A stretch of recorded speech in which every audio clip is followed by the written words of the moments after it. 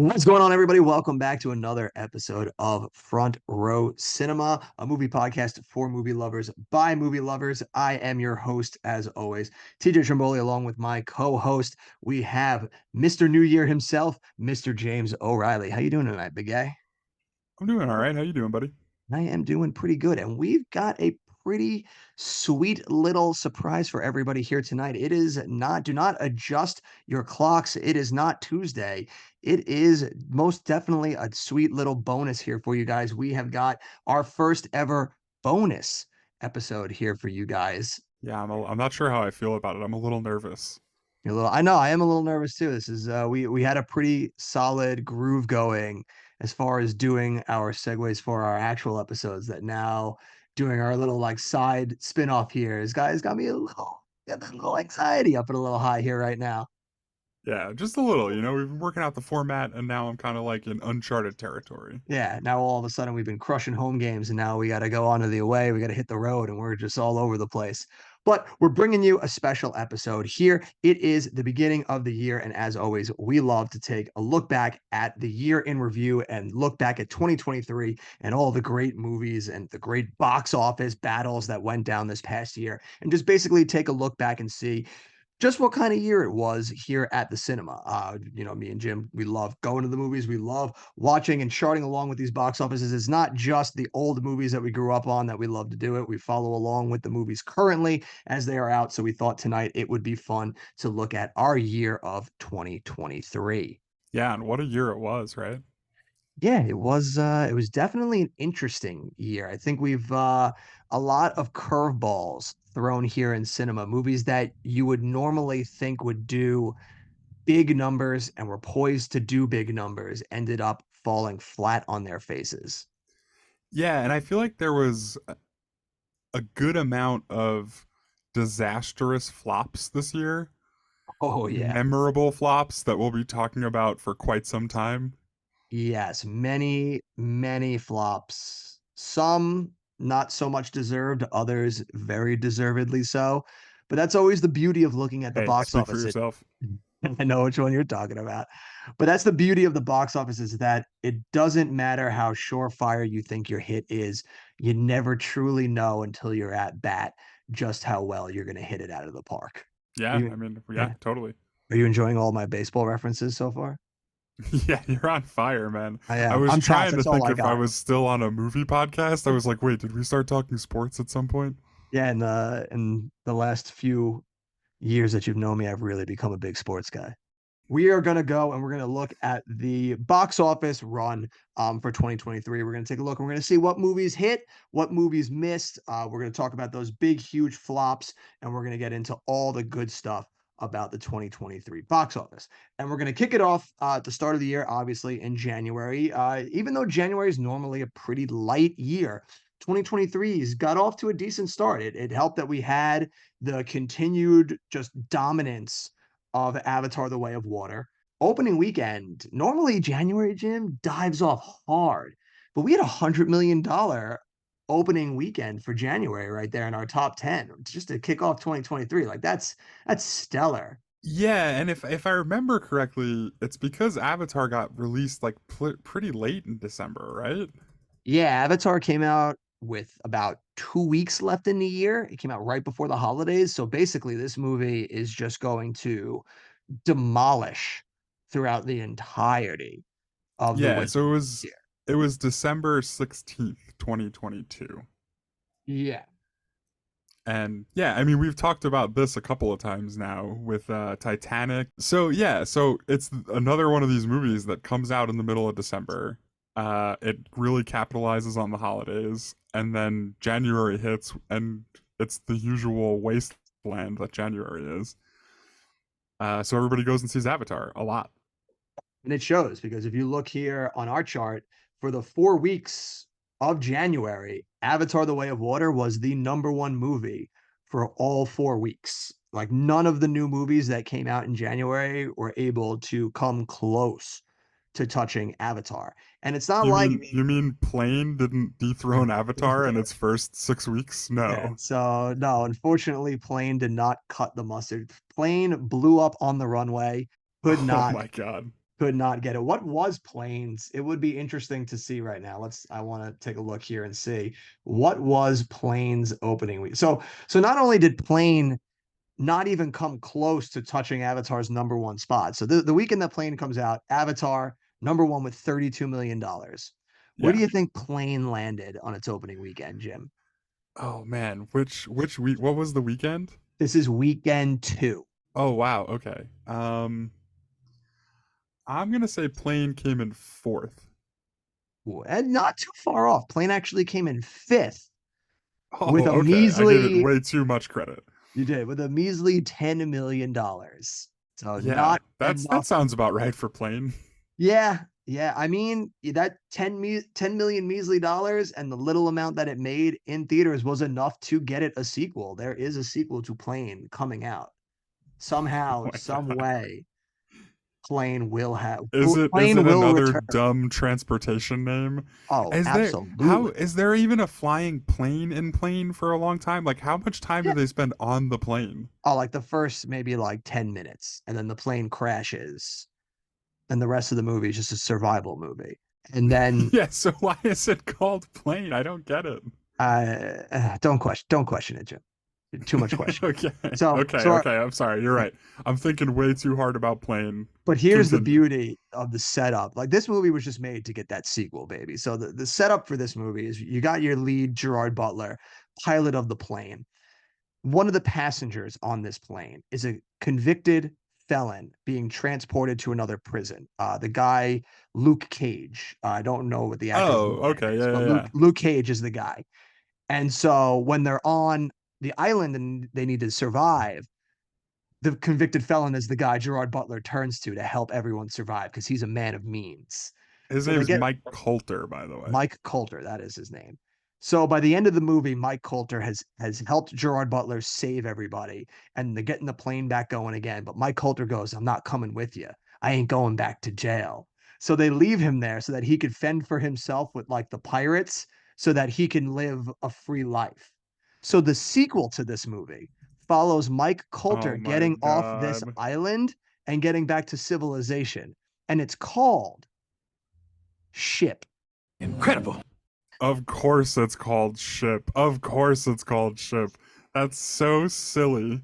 Gold. I'm just picturing people sitting in the office room just getting ridiculously high and going like, bro, like what if we called it Ship, man? Like, and someone just like, yeah, that's a genius idea. Let's do Yeah, well, I that. mean, once you make plane, I mean, why not make ship, right?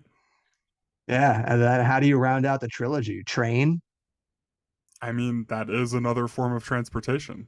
the transportation universe. The transportation universe. That's the one I'm looking for. But so plane. They make the animated cartoon bicycle. Oh man, see, we got a whole universe, right? See, Hollywood needs to get us in the room because we've got the new franchise potential for them that they need. Like, it's not superheroes, it's transportation. Yeah, no, actually, I'm pretty sure it's not though. I'm pretty sure it's not that. That's It's... true. Yeah, they'd be like, "Sir, please get out of my office." But while Plane crashed on impact, there was one movie that came out in January that stood leagues above the rest. Still wasn't able to overtake Avatar, but definitely came to play ball and hit itself a nice little triple. It's actually is another movie that's getting a sequel coming, and it made money hand over fist. And that was the horror thriller Megan. Did you see Megan? I did see Megan, You and I did really see liked Megan. Megan. Did you go see it in theaters or was it once it I was on? did, yeah. I saw Megan in theaters. It was really good. And it like had a lot of heart, surprisingly. I was Oh, not expecting that, really. shut up. What? You don't think Megan had heart?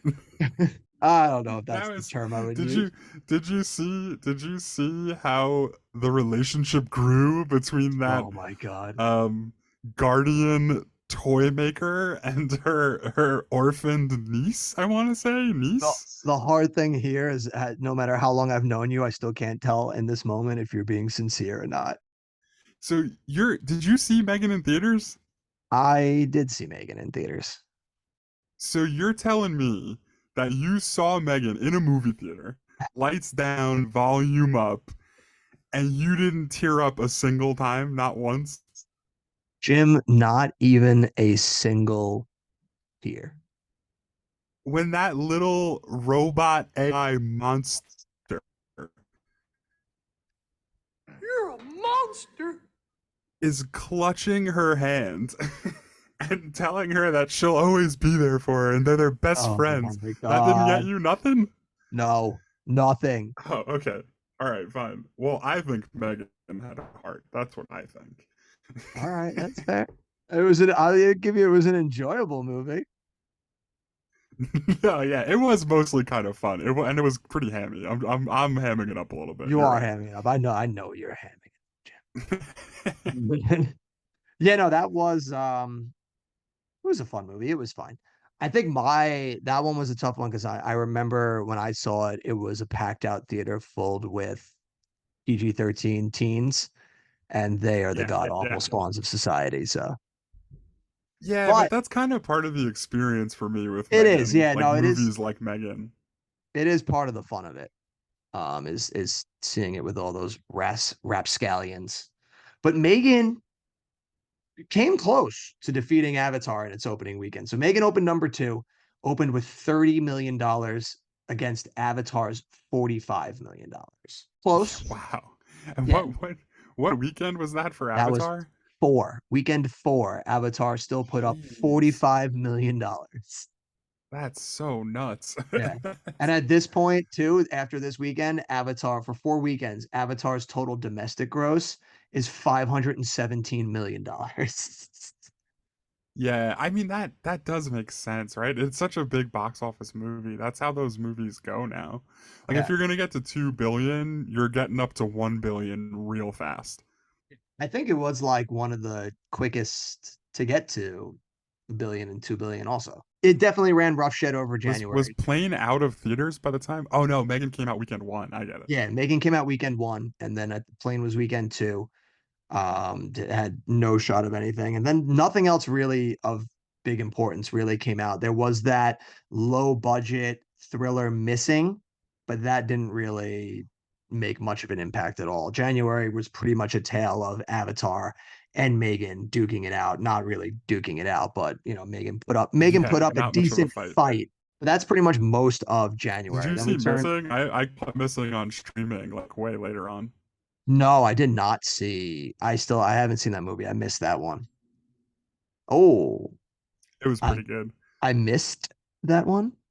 Oh, missed Missing. I like what you Ooh, did there. I'm gonna be chock full of those motherfuckers tonight. But yeah, it was sort of like a spiritual sequel to that movie Searching, I think it was. Yeah, that's what I remember reading about. I saw that trailer a million times and I was like, dude, I'm so tired of seeing this. That was one of those trailers that they put on legit everything, and by the end of it, you're like, fucking kill me. But it's not until we get to February that the box office really starts to pick up and we start seeing some bigger movies start to come out. We've got a bevy of new movies that come out in February, and none bigger than the colossal piece of garbage that was Ant-Man and the Wasp: Quantumania. I did not see Ant-Man, so I cannot comment on if it was a colossal piece of garbage or not. So you haven't even watched it now that it's on streaming or anything? No, no. I heard Oh, so many bad things, and I'm kind of touch and go with Marvel movies to begin with. I definitely they're not and they never really have been appointment viewing for me. So, definitely missed out on Ant-Man 3.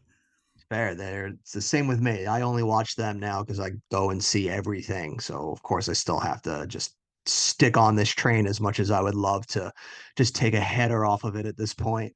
But Ant-Man and the Wasp, while it did crash on impact, this is one of the first big movies that we can talk about that did not live up to the box office potential that they were expecting of this movie. It did, however, land itself the biggest opening weekend thus far for the year. Obviously, still only in February. There wasn't really much of an impact to beat, but Ant-Man and the Oh, Wasp okay. So just up to this Quantumania, point, not yeah, still. Okay, yeah, gotcha. just up to this point in the year.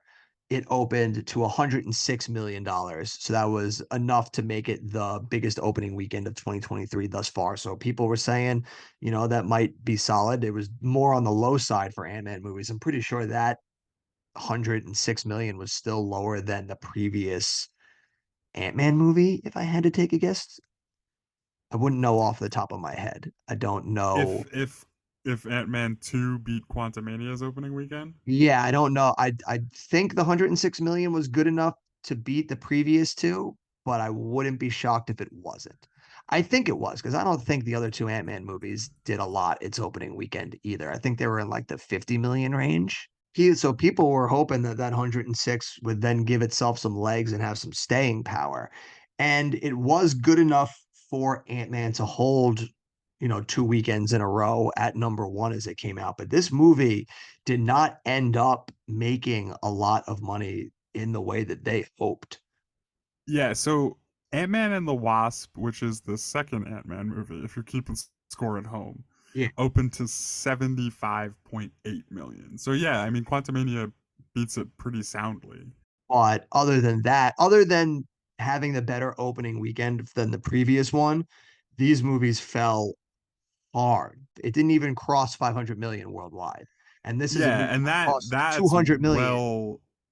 well behind the second Ant-Man movie, which finishes like upwards of 600 million. Yeah. And this is the first movie of a pattern that we see in 2023, which is movies with these absurd budgets that just can't recoup the cost. Yeah, and I mean, is Ant-Man I think might be one of those movies where the budget is also really inflated because they're filming during COVID, right?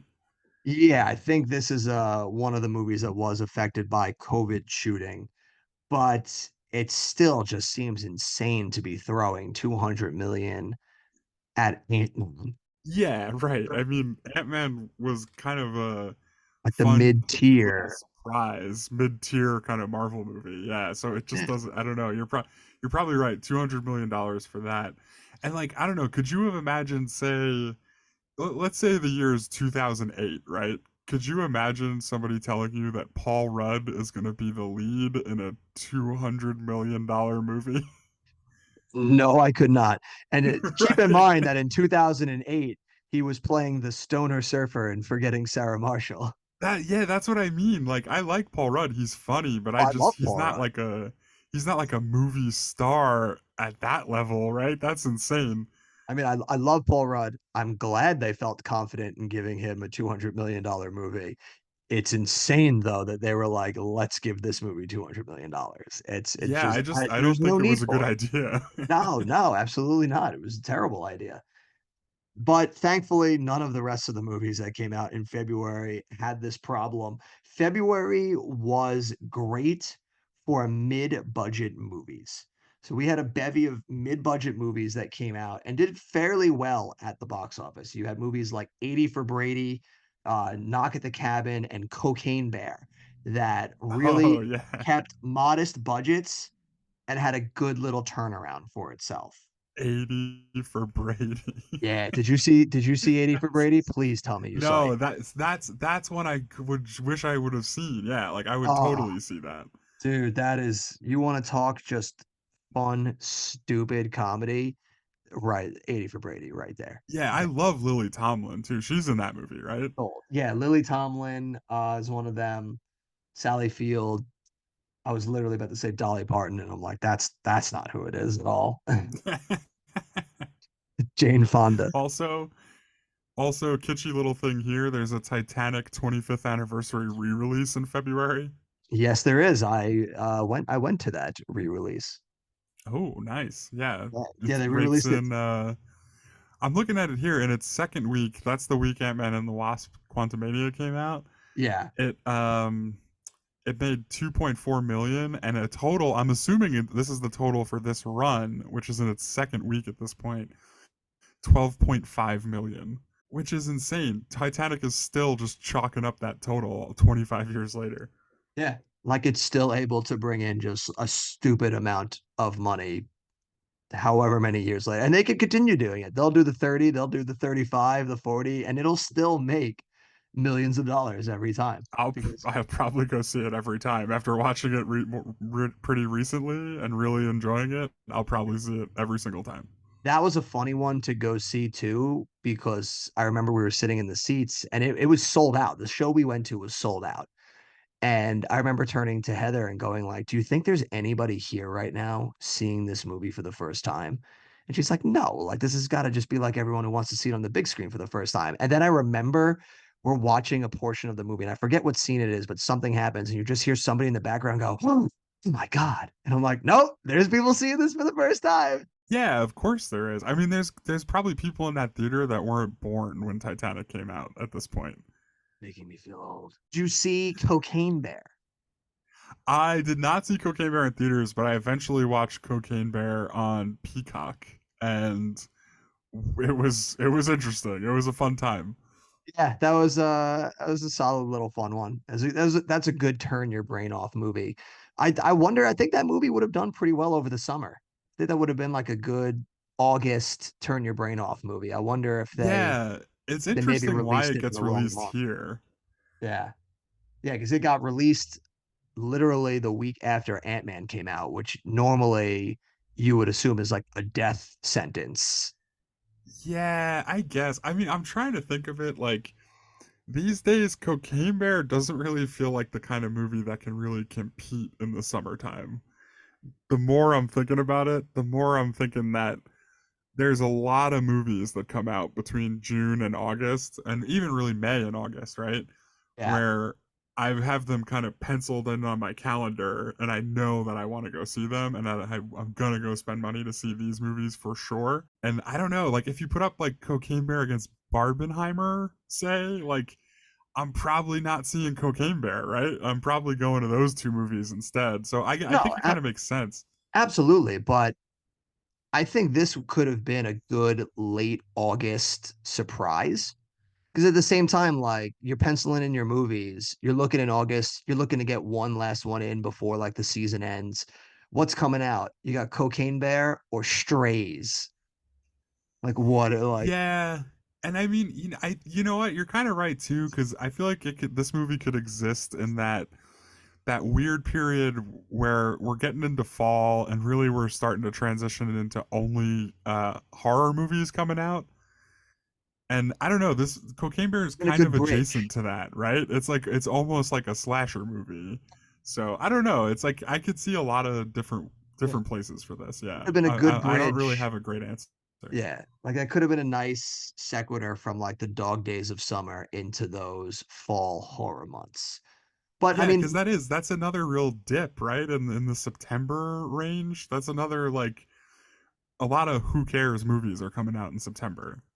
exactly. Like September is another death sentence. But regardless of where it came out, Cocaine Bear still ended up doing pretty well for itself. Its opening weekend is going up against the second weekend of Ant-Man was dangerously close. So Cocaine Bear opened in second place with $23 million. Ant-Man was first with 31. Like that's way closer than you would expect Cocaine Bear to ever come within for a Marvel movie. Yeah. And 23, what was you said 23 million? Yeah. That's a big win for Cocaine Bear, right? Yeah. That's like 20 people are plus leaving happy with that number. Yeah, 20 plus opening weekend for a movie that I think cost about 80 million to make. Right. Yeah. And you know like you know you're clearing it at that point. Yeah, like that right there is a neat little mid-sized hit for them. Universal at the beginning of this year, really at the late end of 2022 into the beginning of 2023, really harnessed in on that mid-budget movie. Because in December, right around the holidays, they released that movie Violent Night, which was another like mid-budget, like didn't have a huge budget, but it did gangbusters at the theater. Then they Yeah. put So out, wait, hold on 1 second. yeah, You said you thought Cocaine Bear cost how much? I said 80, but now I'm thinking that you said that it might be on the high side. Or is it No, you're like so high. You're so so overshooting high? it. Oh man, so what Yeah, did it cost? and Like this is 40, why 30 or 40? this is why Cocaine Bear is a success right here. I have the budget here for Cocaine Bear as 30 to 35 million. Dude, yeah, that's an absolute win right there then. So Right. So you that's know you're coming in with a profit on this movie for sure at this point. right after your first weekend right there. You're like, if we could stay in for a couple more weekends, we're printing green at this point. Yeah, For and the it second weekend, they're finishes probably printing. just a shade under 90. That's a win right there. So they were It's just not like a big win. It's not a grand slam, but it's, yeah, you know, but it's like a double. yeah, that's a double.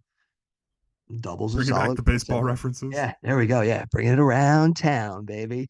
So that's solid. So February, while definitely came under par when it comes to Ant-Man, definitely stayed afloat thanks to these mid-budget sized movies that were coming out. Real quick, Yeah, did you see Magic Mike's Last Dance? Huh? Did you see that I movie? didn't see it in theaters.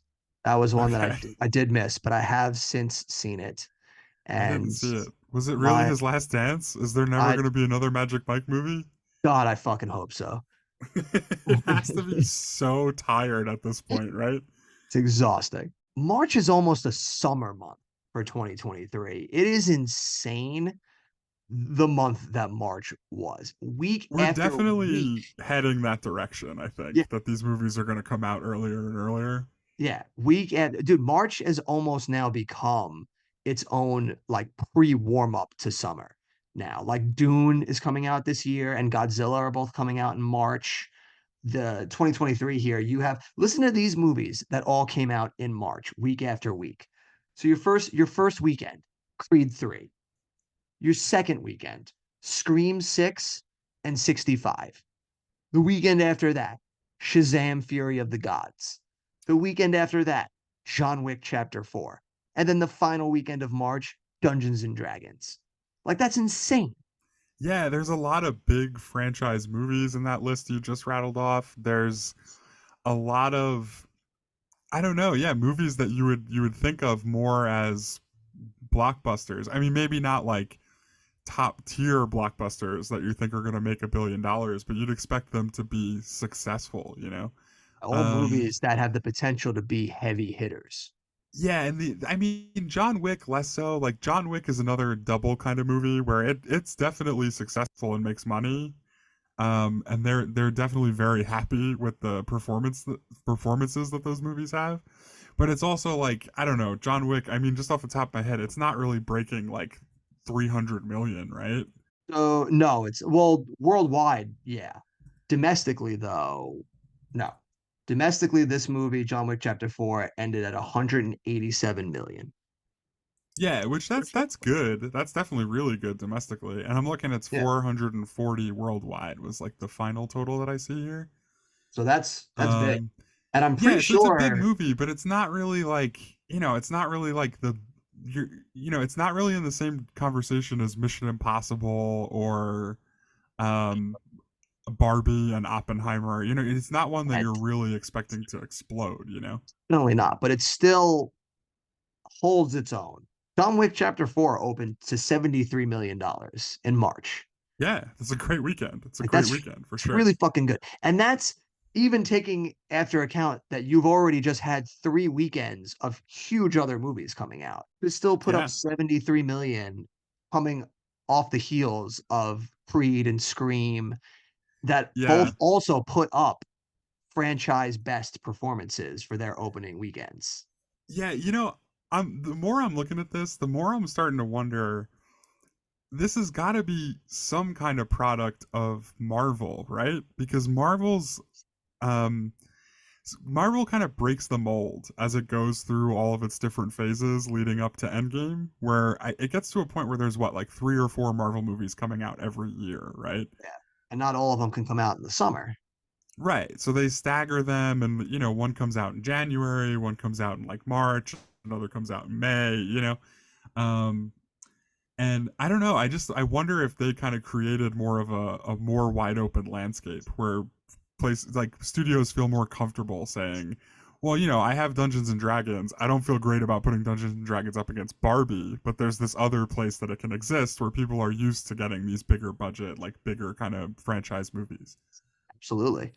Yeah, it definitely. And March was absolutely the spot for that to become its own little warm up summer right there. Yeah. disappointing one from this little list here, Shazam Fury of the Gods. Such a letdown.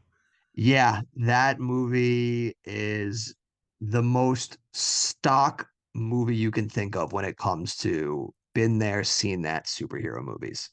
Yeah, and it's such a bummer because the first one, when it came out, felt so fresh compared to a Yeah, lot of what DC movies were like back then. yep. It And it kind of broke fell. that DC mold a little bit, and in a weird way, kind of set the stage for the silliness that was Aquaman. Yeah, So that is very it's true. like to have the sequel to Shazam be, you know, nothing, like not have any of the chutzpah and heart of the first one was like such a bummer. Yeah, for sure. I will say though, even more disappointing than that was the movie that I was most excited for in the month of March, and that was 65, starring Adam Driver. I Yeah, I remember didn't see it. you didn't see it? Oh, don't. I mean, there are moments of very good scenes in the Yeah. movie, but as a whole, it's very disappointing. And I remember being so excited when I saw that trailer where it was literally just like Adam Driver fights dinosaurs for 90 minutes. And I was, yeah, sign me the fuck up. Let's go. And then he doesn't fight dinosaurs for 90 minutes. I was like, you sons of bitches, you had Yeah. one job. Like, Right. Like if that, I mean, I didn't see it, and I just kind of assumed this whole time it was Adam Driver fighting dinosaurs for 90 minutes. But now that I hear it's not that, that's kind of a bummer. yeah, I that one, my most this disappointed. is that's one I was like kind of excited for because I'm looking at it like it's Turok the movie, you know? That's kind of what I was Exactly. hoping it would That be. that was exactly the same inclination that I had when I saw the trailer. Yeah, and I mean that was another one like I kind of wanted to see it. I was excited for it, and then somebody I know saw it and was kind of like, "Eh." And I was like, "Oh, eh? Okay, never mind then." It's like not spending the money on that. Did you see the What rest did of you the think of piece? John Wick 4 by the way? So I loved John Wick Chapter 4. It is my favorite John Wick in the series. I think the movie is not only such a gonzo, insane, huge spectacle of violence, but it is one of the most beautifully shot movies that I've seen in the modern era of blockbusters.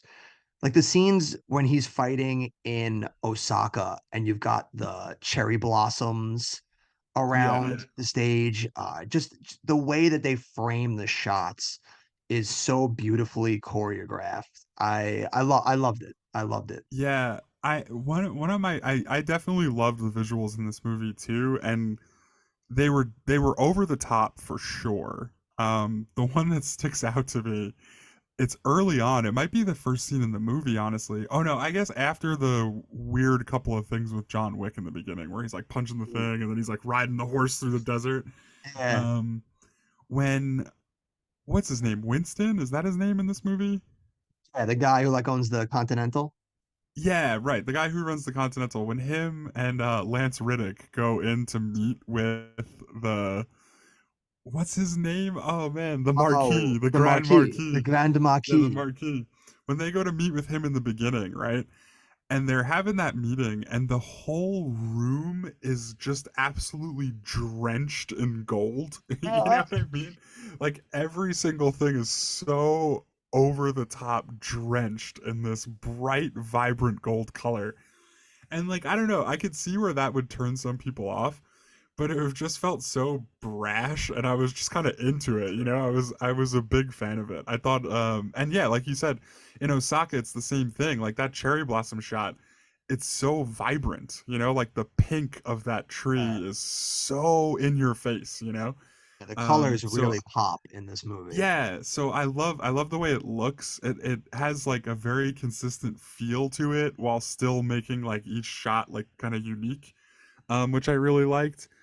I loved maybe my favorite thing that I've seen in a movie this year was when they went into the top down like shooter view of him in that apartment building. Yeah, and he's got like the Uh, dragon fire shotgun shells. yes, and it's a really long sequence. I wish I had clocked this. I mean, there's a lot of movies to watch for a whole year, so I'm not like totally prepared.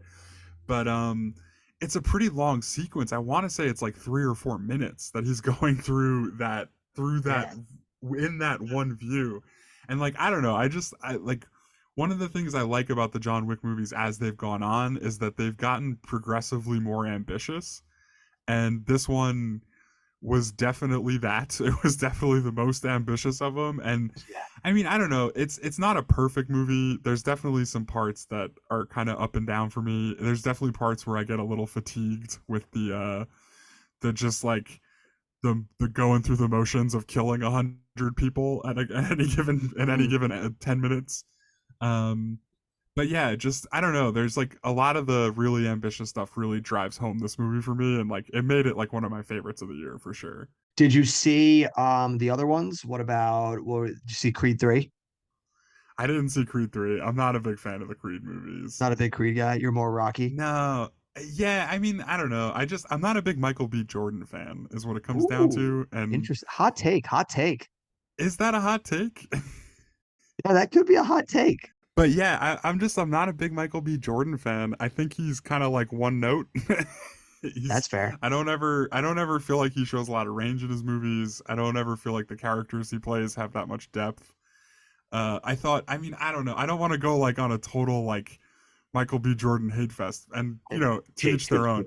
He's not for me. And if Michael B. Jordan's not for you, you're not gonna like the Creed movies. Honestly, Michael B. Jordan isn't even the one we should be focusing on in this movie, Jim. How are we talking about Ant-Man and the Wasp: Quantumania and Creed 3 and not talking about the biggest story of 2023? And that's Oh Jonathan yeah, Majors. yeah. That's Talk about a fall from grace. This man started the year with two back-to-back movies opening to just insane numbers. This man was poised to take on the world here and become one of the breakout stars in this year. And now it looks like he will be struggling to get work anywhere. Yeah, I mean, I want to say the only thing I've seen him in is the Loki, like the first season of Loki. First season, really, it's the only. I'm trying to think what else he's been in that I might have seen because I didn't see Ant-Man this year. Oh yeah, if you didn't see Ant-Man or I didn't Creed, see those are Creed like the two 3. big movies that really showcased his range. Right, those are his like big like It's breakout roles, right? yeah, it's pretty much I his I've like heard debut. of I've heard of the show Lovecraft Country. I've never seen it. I'm not sure how It's a big of a role he played in it. He's the main character. Um One of the few TV shows I've watched. Gotcha. And then That's yeah, because I I watched remember it. I saw White Boy Rick, but I couldn't tell you who he was in White Boy Rick. Yeah. So no, I mean, yeah, he Yes, I you did haven't like him in really. that Loki show though. Yeah, And you're right. no, He was the centerpiece of the Marvel movie universe, which at least when they made him the centerpiece was kind of a big deal. I'm not sure how big of a deal it is right now, but yeah, God knows um what they're gonna do now. But yeah, hey, and I mean, right. He I mean, he's not going to be in a Marvel movie, right? yeah, no, no, no. They thought I think they dropped him the second his guilty charge was read. They probably weren't even done giving the verdict, and they were like, "He's out." His phone was Yeah. ringing while he was in court. It was Disney. Right. So I don't know that. I mean, you're right. That is whether people like it or not. Marvel is still probably the biggest name in movies. Yeah, And the villain of I don't know how many movies was he going to be like a central looming villain for? Like 20? I don't know. yeah, he was gonna be around for a while, and now Yeah. he'll So be like, around for what are not. they going to do? But the last big movie for March, Dungeons and Dragons. Did you catch that one? I saw Dungeons and Dragons in theaters, and I love Dungeons and I Dragons. was gonna say, I Uh, feel like that one was gonna be right up your alley. I know you're a big Dungeons and Dragons guy. I also liked it. I yeah, thought it was a lot of fun. Yeah, I mean, I'm a sucker for Chris Pine, and this movie was definitely in the spirit of Chris Pine, right? This was one of those movies that Uh, really knew how to effectively use Chris Pine too. Like, yeah, and that's no small amount of credit goes to John Francis Daly for that. To me, him and Chris Pine are like a match made in heaven, dude. I'll watch every movie that those two guys cooperate on. I know that the Dungeons and Dragons movie didn't have the biggest of totals as comparative to some of these other movies that have come out this year, but I hope it was enough that they would consider continuing to move forward with more movies and sequels. Because I would watch another one of those in a heartbeat. Yeah, I think I heard that there's going to be a sequel. I think so. I don't know if that's like officially announced or if those are more just like grumblings. They But should. They should give it another chance at bat because even though it did come in, more in like the middle of the pack since it's slated in so many of these movies, I still think it did itself enough goodwill and did enough box office wise that it should at least get another at bat. Domestically, it ended at just under 100 million with 93 million. So right, that's it's not, so. I not mean, terrible. that's tough. What was the worldwide total? Worldwide, $208 million. Yeah, so that's tough, dude. Yeah. So it's I still think I think it low. gets another shot. I think it gets another shot because I think they're banking on the fact that it was people Yeah. enjoyed it. Yeah. I think it'll get One another of one. my favorite bits in that movie, that Three Stooges like who's on first routine they do with the skeletons where they keep waking them up and Oh, accidentally yeah. asking them That questions. is absolute gold. Yeah. So No, that I that really scene liked is that movie so for funny. sure. Yeah, no, that was a good one. It's a shame that it got sandwiched in between with so much stuff and that it basically came out a week before one of the biggest movies of 2023, the biggest success stories dropped, which was the Super Mario Brothers movie, which pretty much owned all of April, had one of the most stupidly insane opening weekends when it came out, just absolutely obliterating everything. It opened to $146 million, like its opening week. Dang. Yeah, that's huge. Yeah, That's such a like huge number. it absolutely decimated everything in its wake. Number two is John Wick Chapter 4 with 14 million. Like Jeez. And what week is John Wick in at this point? it's third weekend. Okay, so yeah, it's kind of dying out, but yeah, I mean it's not even close, Oh, right? yeah, Everybody's still. going to see Mario. Dungeons and Dragons is in its second weekend here. It's in fourth place with 13 million. Yeah, and you know what? Mario probably stole this movie's thunder in a big way too. Yeah. Like have the two like type because even though Dungeons and Dragons isn't a video game, it still fits in, I feel like, thematically in that same type of like You're hitting the same target audience with those two exactly. movies. It's the same Exact people. dude. Yeah. Super Mario Brothers second weekend, $92 million. Oh my god. So its second That's weekend still beats pretty much the opening weekend of every other movie from 2023, with the exception of Ant-Man. yeah, and I mean at this point they got to be saying to themselves, We could make billions. That's right. They are most definitely right? saying it. They should And be saying, I'm why make pretty sure billions when we can make trillions? yeah, I'm pretty sure this is one of the few movies that crosses a billion this year, right? Like that Yes, was this is released this year and crosses a billion. one of two movies this year to cross $1 billion. Just absolutely decimates this movie. This movie made so much so quickly that I was sure that no other movie was going to come anywhere close to it.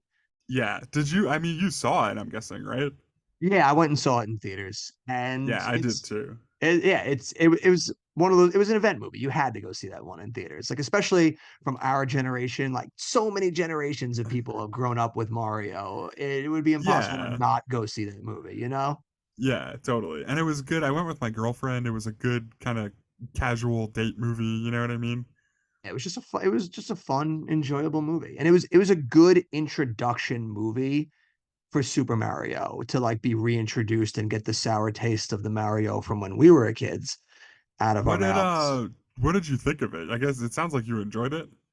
I enjoyed it. I didn't think it was like the greatest thing that everyone was talking about. It was very much just like a fun, enjoyable movie. Yeah, I think a lot of people gave it a lot of crap when it came out. Um because it wasn't a really spectacular movie. You know, it wasn't quite on the level of Pixar or Yeah. some of the better other Disney movies. But like not I every don't movie needs to be. know, and I mean, I thought it was fun. You know, I liked some of the sequences in it.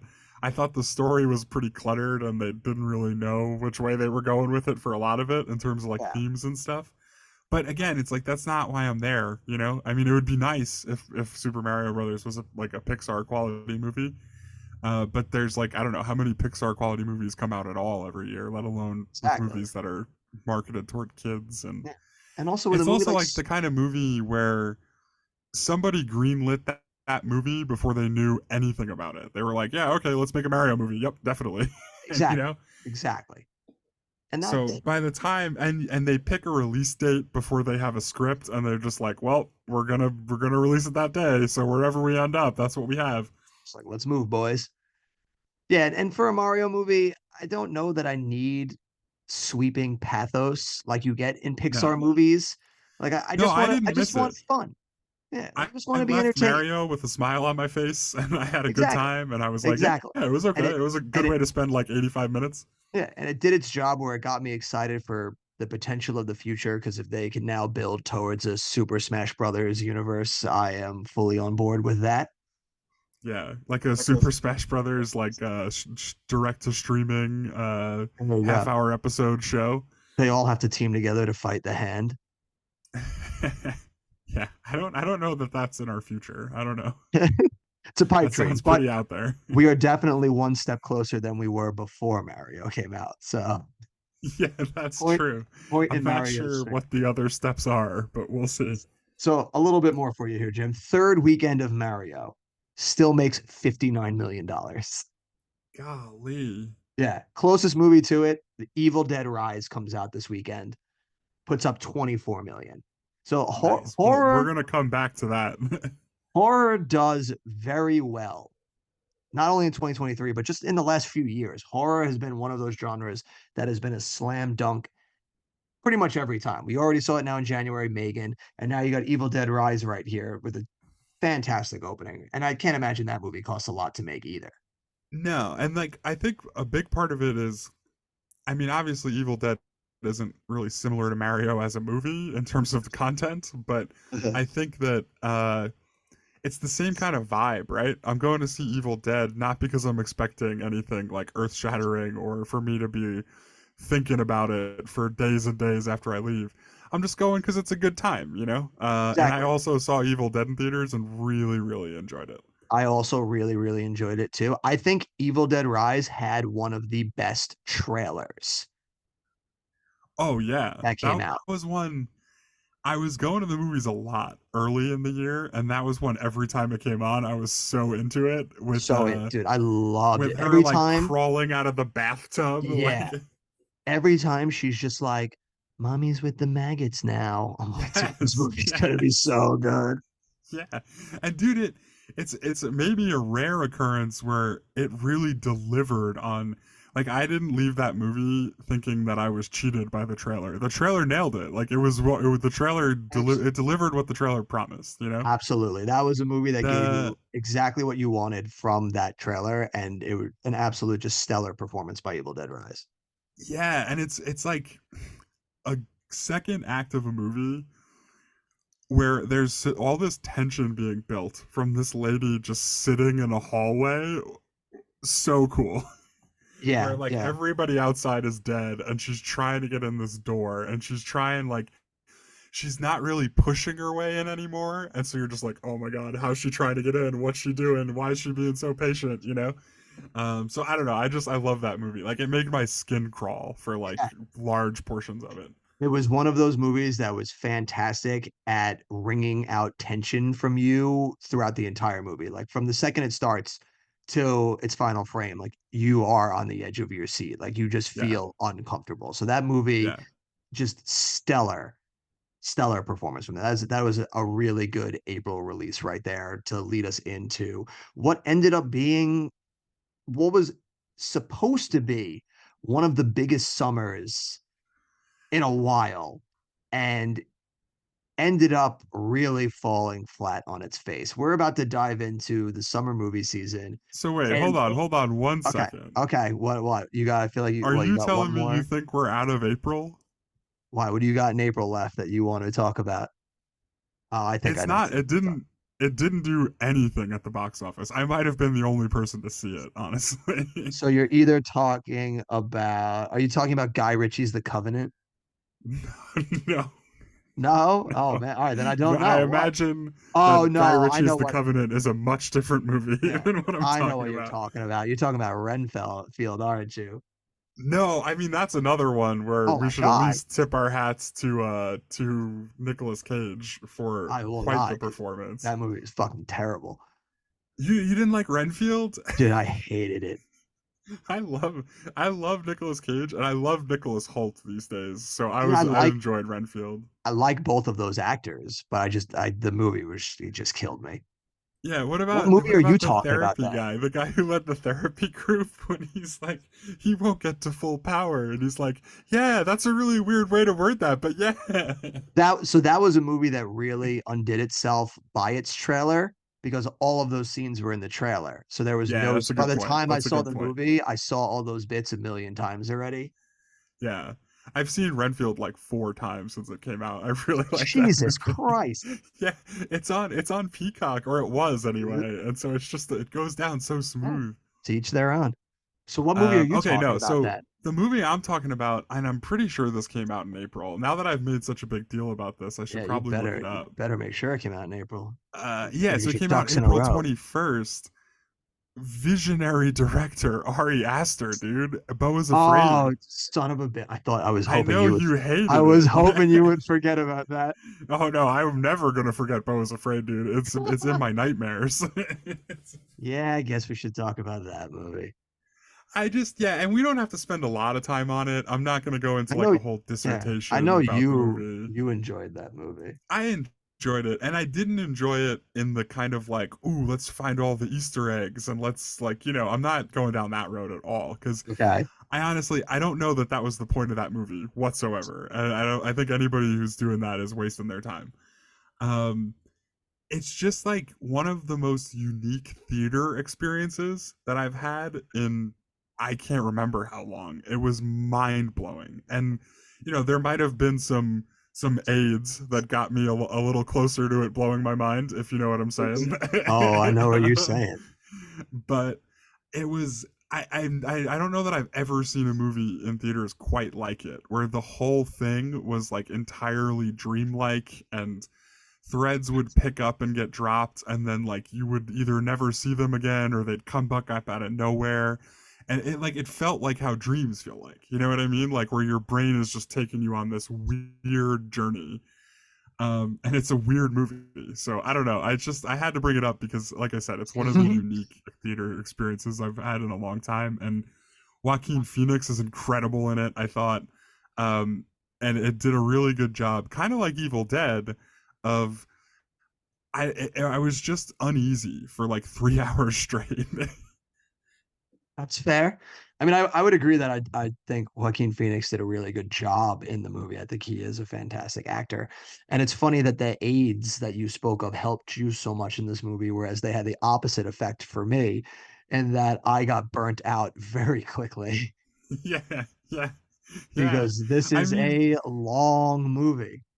I could see if like somewhere about 20 minutes into the cartoon like cardboard background fantasy Oh, that you like lose the thread a little bit. that's that's really where I was just done. Where I was like, how Yeah, fucking long are we gonna do this for? Like, yeah, and I think honestly, I think that's the kind of the real moment where when you see Bo is Afraid, that tells you whether you're going to enjoy this movie or not. And I don't know that there's a lot of in between, because you're sitting there saying, "How long are we going to do this for?" And I'm sitting there saying, "God, I hope this never ends." yeah, Like, I would watch that for days. there you go. Like, Yeah, it's a very visceral reaction for people where they either loved it or they hated it. There's really yeah, no in yeah. between on that movie.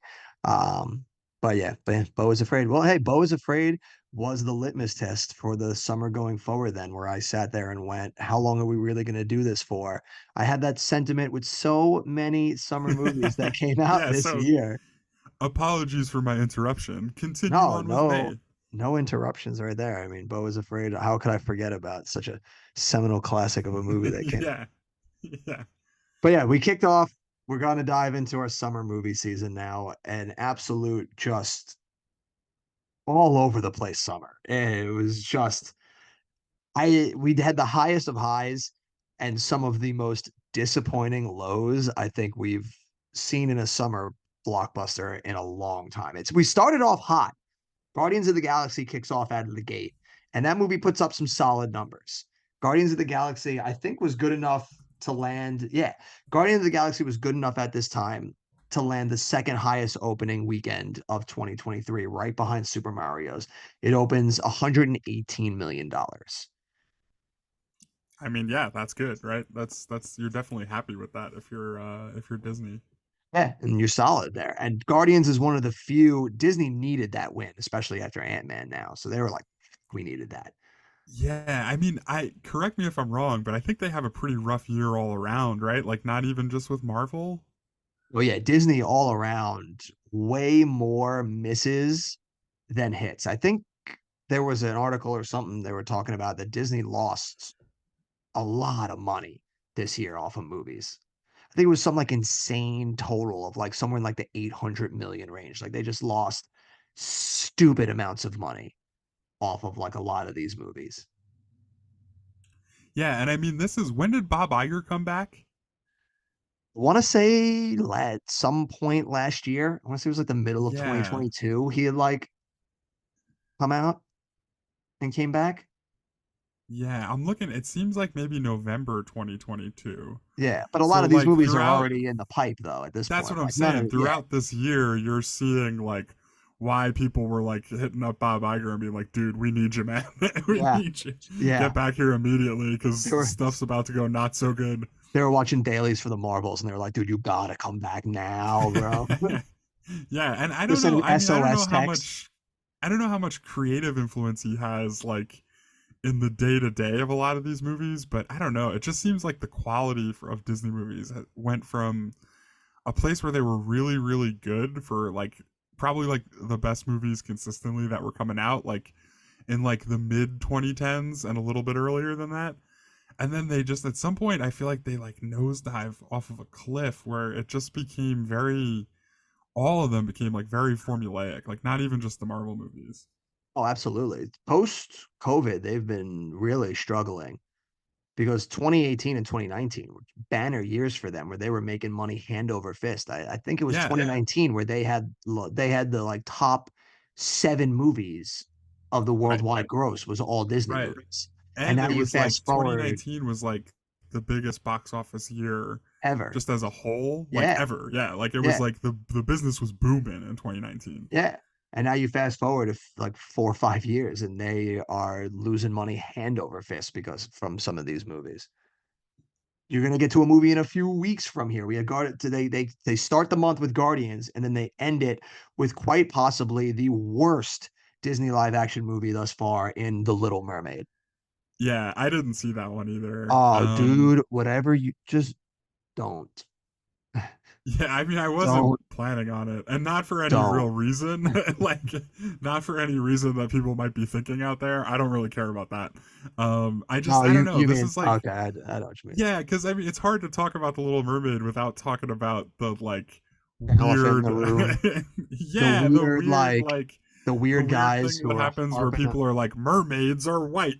Like, you know what I That mean? might have been the most hilariously unhinged argument I think I've ever heard somebody put up to try to explain their racism. They're like, the Yeah, mermaids live so far down in the ocean that they wouldn't get enough sunlight for the skin pigmentation. They'd have to be white. It's like, bro, it's a movie. It's yeah. not It's fucking like, dude, real. you might be like way obsessed with the color of people's skin. Like, Yeah. just maybe, just maybe. Dude, take a walk, man, because like that's fucking Yeah. insane. Right. Like, and so I just want to make it clear that's not why I didn't see Little Mermaid. I Oh don't have an opinion on what color mermaids are. It just, man. I don't know. I never, like, as far as animated movies go, The Little Mermaid was, like, never one of my favorites. I know it's one that kind of gets Disney back on the map in the 80s when there was kind of a dry spell there. But I think it's very much like a jumping off point for what it does a lot better in the 90s. Yeah. Um, so I don't know. I was never the biggest fan of the original movie. Um, and I didn't really see a lot of movies in May because I didn't see Guardians either. So I don't, it just like never really jumped out to me, you know? Never really jumped on the radar. Yeah, I only saw it because obviously I see everything. I'm also in the same boat with you where I don't give a fuck what color the mermaid is. Literally, I don't hate Yeah. this movie because there's a black mermaid. I hate Because this like movie because it's just terribly a written. heads up, guys, mermaids are imaginary. They're Yeah. not real. Mermaids aren't real. They can be any Yeah. color you fucking want. For God's sakes, Yeah. she's black. The rest of her sisters are all also different ethnicities, and their father is Javier Bardem. Yeah. And Like I don't chill just I out. don't care. I don't Yeah. care. I don't even want to talk about it anymore. I just don't care. Oh, you're so Sorry, you're a little you're so snafu. you're so hyped. You're just dropping shit all I over. know. I know. But yeah, no, this movie is terrible because it's poorly written and it was a cheap cash grab. As simple as that. Oh man, now I'm gonna watch it this weekend. Yeah, now you got to jump on. Those are There's like also poorly written cheap cash grabs are some of my favorite movies. now I found a way to speak Jim's language. He's gonna go watch it Yeah. right now on Disney Plus. He's gonna reactivate his Disney Plus account to go watch The Little Mermaid. Yeah. Oh, I actually did reactivate it, by the way. It's back in Oh, there we action. go. So, Back in action. yeah. But we Don't have tell Disney. talking about back in action, we have one more piece of kit that also came out in the month of May. Another movie that I can absolutely point to when I say, haven't we had enough of this shit? And that is Fast X. Yeah, I knew where you were going with that one. Also didn't see Fast X. I That's haven't legit. seen a Fast and the Furious movie since Tokyo Drift, and I don't see any reason to. That's fair. If there was ever a They jumping perfected it. off point, yeah, it was after the Drift King. Dude, you want to talk about just tired, man? That movie, everyone looks exhausted. There's just like, Yeah. what else do we have to do? Also, this movie continues a thread of many 2023 movies in that it ends on a cliffhanger. And it's like, Yeah, because there's what? like it's like part one, right? There's Yeah. gonna be a Fast X 2.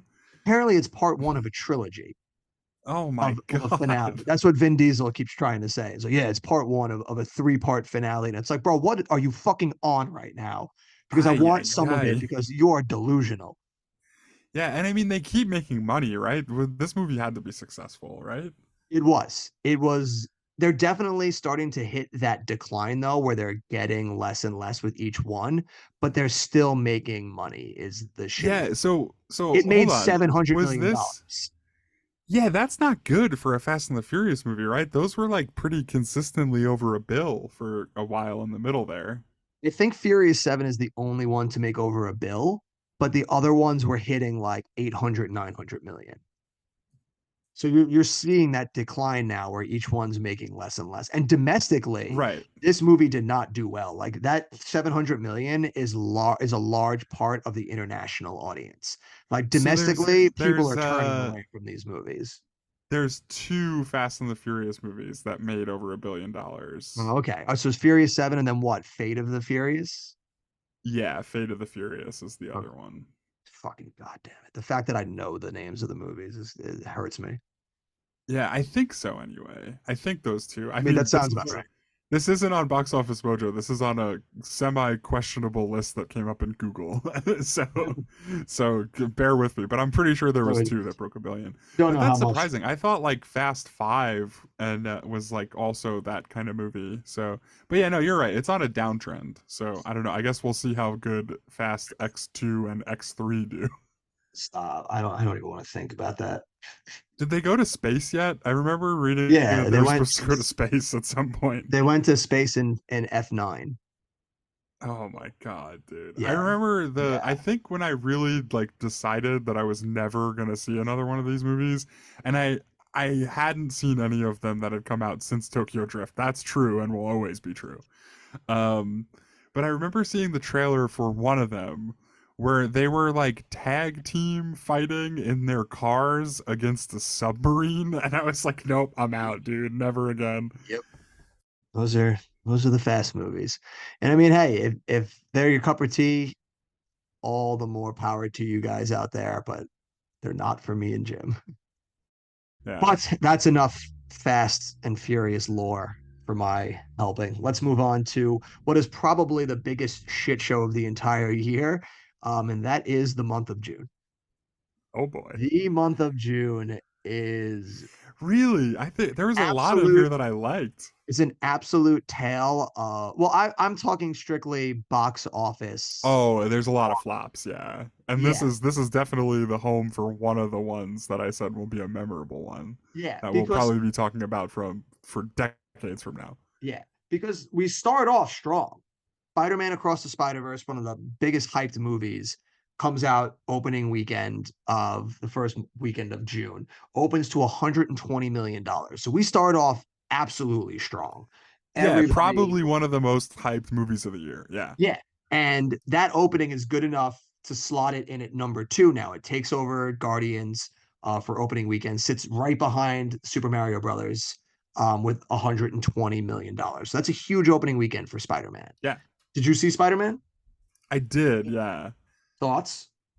I liked it. It wasn't bad. I don't think it quite lived up to the hype.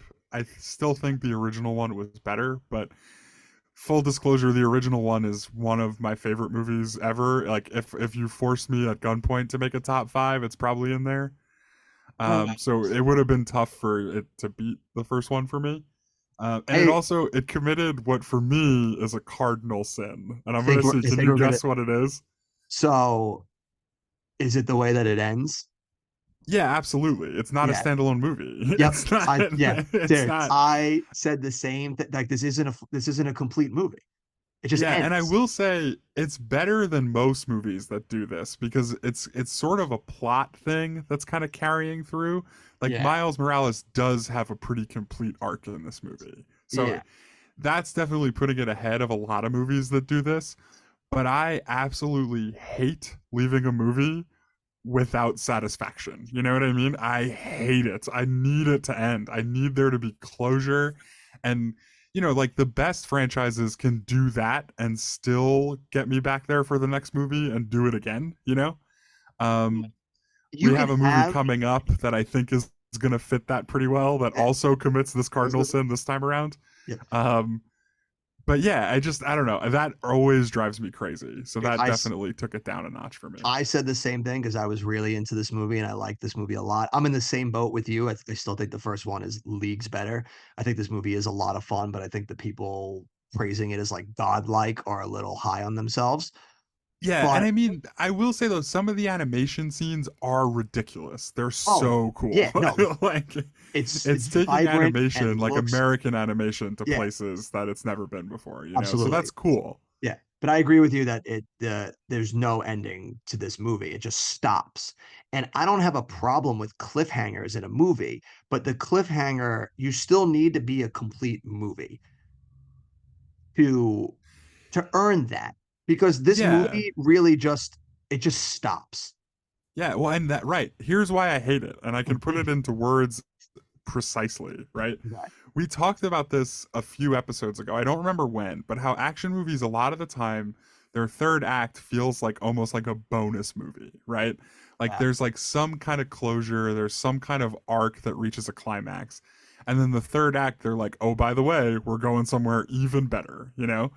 And this movie gets me there. It takes me right to the precipice of that bonus movie where now I mean I don't even remember what the setup is. They go to like the wrong universe, right? And He they're goes to like the she wrong has to go down universe. and He she gets has to go cast. back and find him and save him, Yeah, right? because he gets captured by the anti version of himself, the one who became the Prowler.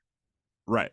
Yeah. So I'm just like, if you don't give me that, if that doesn't happen and you're leading me to it and I'm getting excited for it, and I know, like, I'm sitting here saying, oh my God, if they do this third act right now, this movie is chef's kiss, 10 out of 10. It's going to be like one of my favorites of the year, one of my favorites ever. And then they don't do it. And I'm just left so disappointed? Yeah. I remember sitting in Not the how I want to be theater. leaving your movie. Yeah, I remember sitting in the theater being just like so pumped. And as that's happening, I'm like, this is incredible. And then I'm like looking at my phone. I'm like, wait a minute, these mo- I don't think I'm pretty sure this movie's just about to end. Yeah. And then it And then, yeah, does. And I was there's like, that you moment where it hits you. motherfuckers. It's like, Those sons of like bitches, dude. I was like, Yeah. are you insane? And also to do that without even having a set in stone release date for the next one. Like you don't even know when Well, the next right, one's coming because out. of course they don't, because it's probably going to take like 10 years worth of animation work to do it. You know what I Like mean? it is insane. So I mean, this yeah, one was like pretty famous for the amount of man hours that went into it, right? yeah, yeah. So yeah, so we're pretty much in the same boat here when it comes to that movie. Fantastically well done and designed, but just an absolute bungle of an ending there. But Spider-Man is pretty much the one resounding success from June. We managed to stay with huge numbers. We're doing over 100 million every weekend, but these movies are just not hitting the potential that they should be. Weekend Okay, after so that, there's a couple here I know you saw that I want to talk to you about. Sorry, I'm okay. sorry. Go ahead. Go ahead. Yeah, well, I figure for June there's so much we're literally just gonna go week by week right here because it's Okay, go there's ahead. just Yeah. it's so massive Sorry, of a month. I thought you were getting ready to skip over it. So No, no, no, no, no. I'm diving in deep. So you get your second weekend right there. I honestly thought this movie was going to lose to Spider-Man at the box office, but Transformers managed to take number one, opening to $61 million over Spider-Man's 55. So it was close. But Transformers is another one in a long line of these movies where the production costs just keep these movies from making any type of money. Did you see yeah, and Transformers?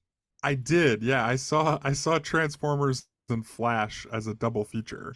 Ooh, my God, my Yeah, condolences. and I'm sure we'll get into Flash a little bit later on. But Which one did you see first? I saw Transformers first. Okay, all right, all right, And that's then I solid. went and got lunch, and then I went and saw the Flash after that. After that, all right, that's fair. Did not hate this Transformers movie as much as I've hated other ones, but I I still liked it. wasn't. I was a fan. You were a fan? I know you're much more lenient on the Transformers movies than I am. And I mean, I didn't hate it. I think this one had some of the better scenes and set pieces in it. It still had a lot of the shit that drives me mad with the Transformers movies, but it was much more digestible than the other ones were. And I gave this movie an extra star simply for the way it ended because it was so goddamn audacious. I was just like, Yeah, absolutely. yeah. The fact that it Dude, they ended with finally them did it, right? They hiring, yeah, finally did the promise of the premise. They yeah, delivered on it at the end. yeah. The fact that they just hired the kid at the end to go work for G.I. Joe and they melded those two universes, bravo. Bravo. They've been Bravo. talking about Bravo. that since the first GI Joe movie came out. Really? Well, Yeah, bravo that's on been a them. thing. That's been a rumor, like rumblings since they released that first GI Joe movie. Which what was that, like 2008 maybe? I Yeah. forget. Well, bravo on them for finally making it happen because that's a movie I'm ready for. Yeah, I enjoyed it, and I don't know. I have a love hate relationship with the Transformers movies. I think I got off the train a little bit later than you did. I was a big fan of Revenge of the Fallen, which is No, probably you a were. controversial opinion. You're a monster. Hot takes after hot takes. Yeah, but I don't remember what was the third one called? Dark Side of the Moon. Dark of the Moon, Yeah, Dark of the Moon. That's right. Dark Side of the Moon's a Pink Pink Floyd Floyd album. album. Yeah, I liked Dark of the Moon, so I mean, probably another hot take. Grab your torch and pitchforks. Hot And takes. then I get off the train. Like the last night, not really feeling it. Yeah, um, that one's and then I rough. think there's another one in between then. But The then yeah, age I of liked extinction. this movie a lot. I Yeah, liked this this one, movie a lot. and I think what helps this one be much more digestible is it's an easy runtime. Some of those Transformers movies, like Age of Extinction, pushing almost 3 hours. Where the fuck do Yeah, you get them? the last night was like over 2.5 hours, and Yeah, it's just like no business doing that. stop that. So this one was digestible because right on the 2 hour mark, doesn't overstay its welcome, isn't as loud and stupid as some of the other ones. So this one I could agree with you. I this one was much easier digestible. But we'll move now to the second half of your double header here, Yeah, which is quite soundingly probably one of the biggest box office bombs of all time. We're in talking a movie with a history. 200 million plus production tag right here. The Flash opens to a measly $55 million. Yeah, right. Which I mean, you talked about 61 for Transformers, which again, probably kind of a failure for a franchise of that stature. um, DC was really banking on the Flash, man, right? This Like was it was like their they this really needed it. they were hyping everyone up. They had Stephen King tweeting one of the best DC movies I've seen. They had everyone and their mothers out there trying to get anybody to go see this movie. Yeah, and we just talked about the promise of the premise, right? With GI Joe and Transformers. Yeah. This movie, I remember in the lead up to this movie, there was so much talk about the idea that this was a big part of the reset for DC. I don't know how familiar with DC Comics you are. I'm not super familiar with them. I've Zero. watched a lot of their DC animated movies, like which are like really cheesy, but I like them. I've probably watched like 50 of them. Yeah. Um, the Flashpoint is like a thing, like where the Flash has some weird like control over time, and he can go back, and when he goes back, things change, and he can like reset the universe. It's like all this stuff, right? Mhm. And they were really leading into that movie like that's what this is. You know, this other thing was a failure. Zack Snyder is fired. There's not going to be any more epic slow mo. Did you just call him Zack Schneider? Yeah, what's it? Isn't that his name? Zack Snyder? Why Oh, you adding like Snyder. a Oh my god. Oh my I god. don't Okay, know, sorry. dude. There's not a C in his You name. You're really right. you made him a little put a little Rob Schneider is the Zack Schneider. stapler. That's what I'm saying. That's what it sounded Yeah. like when you did All it. It right, all right, sounded all like right, all Rob right. I'm Schneider. sorry. Zack Snyder. Zack Schneider is the Flash. Yeah. Yeah, right. So yeah, so you know, they hyped it up as this like really seminal moment for like Yeah. DC movies, you know? So like real a lot of stock put into this one and just utter failure. Just bungled. Yeah, I don't follow comic books a lot or anything, so I don't really can speak to anything about that. I can really only go off of the movies. I didn't hate this movie, but I didn't like it either. It was somewhere in the middle of I liked certain scenes and I really hated a lot of other stuff. I loved this movie. Oh God. I loved it so much. All of it. From the bad CGI babies to the This might to be the your like biggest hot take of all the hot yeah, takes. to the nonsensical time travel plot, like all of it was just amazing. I wouldn't change a single frame of this movie. Oh boy. I've seen it like Oh I've boy. seen it like 3 times. I Oh my watched God.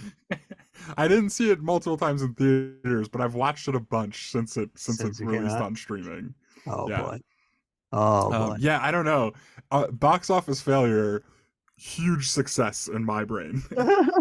So there you go, DC. You know you have at least one fan out there of the Flash in Big Jim here. There Yeah, was I mean, what are the scenes that you hated? They're probably the ones I loved the most. every all of the CGI is like we talked about how if you get away with CGI, you did it. This movie never did it.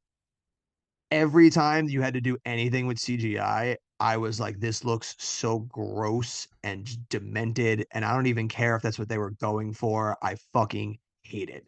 When he's Yeah. in that like Thunderdome esque outside of time moment and they Yeah, it all shoehorn looks so in, stupid. it looks so When goddamn atrocious.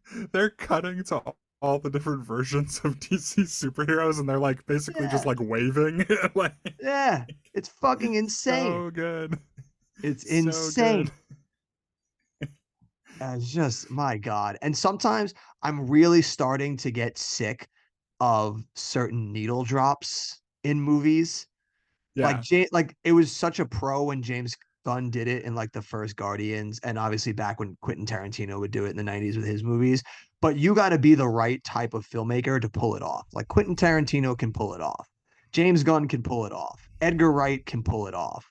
Dropping Chicago's 25 or 6-4 in the Batman fight when he first comes in does not God. fucking pull it off. Oh my god, it worked, dude. It's so Like, perfect. like there's just sometimes in some So movies where I'm perfect. just like, fucking stop it. Yeah, and I'm glad you mentioned Batman, by the way, because I am also such a sucker for Michael Keaton as Batman. I don't even care. It wasn't. I mean, like, it was kind of a cheap move to Cheap put pop. him in as Cheap Batman pop. again. Cheap pop, yeah, and I don't care. I was clapping, dude. I was You got it. popping. I mean, I will say that most of the things that I've enjoyed about this movie was Michael Keaton, but then in the same instance, then I would sit there and watch him like fight, and I'm like, come on, you can't beat a 77-year-old man. Like, fuck off. Like, Dude, he's Batman. I don't He's care. Batman. I don't That's care. he. Did you don't you remember that time he beat up all those penguins with rockets Uh, strapped to their back? now he was in the prime of his life then, Jim. Yeah, He was tapping I'm just Catwoman. This saying. man was in the prime of Yeah, his life. yeah, yeah. No, and that's honestly that's my favorite Batman movie, Oh, Batman mine too. Returns, Mine which too. maybe probably another hot take. I don't know that a lot of people really like that movie, Well, favorite but of that era, of like Michael Keaton's ones, right? Not like of no, any it's my Batman. favorite Batman movie. All right. Yeah, Well, like then no, it's then I'm my out. favorite. Dark I mean, Knight like is the best. I like Batman Begins and The Dark Knight. I haven't seen Dark Knight Rises, and like I That one's do terrible. enjoy Dark Knight. It's a different kind of movie, but Batman Yeah, Returns is my personal favorite. it is pretty fucking great. So No, yeah, that's so I like don't know. Keaton as Batman got you're me, dude. all right. That's. I mean, teach his own. I'll give it to you. I'll give But that one yeah, to we've also final thought on Flash. I'm not sure why anyone ever thought Ezra Miller is a movie star. Oh, yeah. You want to talk about another Hollywood actor really diving off the reservoir? That Yeah, I mean, you he you started a could do a cult or whole something. Is yeah. He that is started a that cult. his thing? He like kidnapped a girl. Yeah, that's right. Yeah, that was in the news, right? Dude, the state of Hawaii kicked the motherfucker out. Like they got together and were like, this guy's got to go. He was such a menace to society. Yeah, but that like so okay, all that stuff, Like, bad start for being a movie star. Not great. yeah. Could you But imagine then a like state being even like, leave? yeah, Ezra Miller's on like the wall of shame at the airport. Like they took you to the airport. We're like, don't come back. Like, Oh my god, that's funny.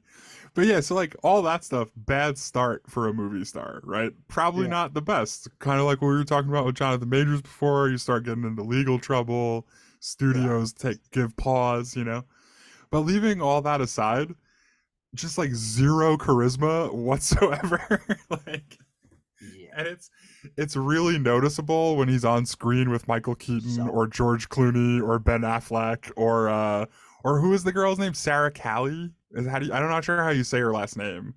The I woman who have played no idea. Supergirl. I have no Yeah. idea. I mean, even she blows him out of the water just in terms of like presence. Presence. You know what I mean?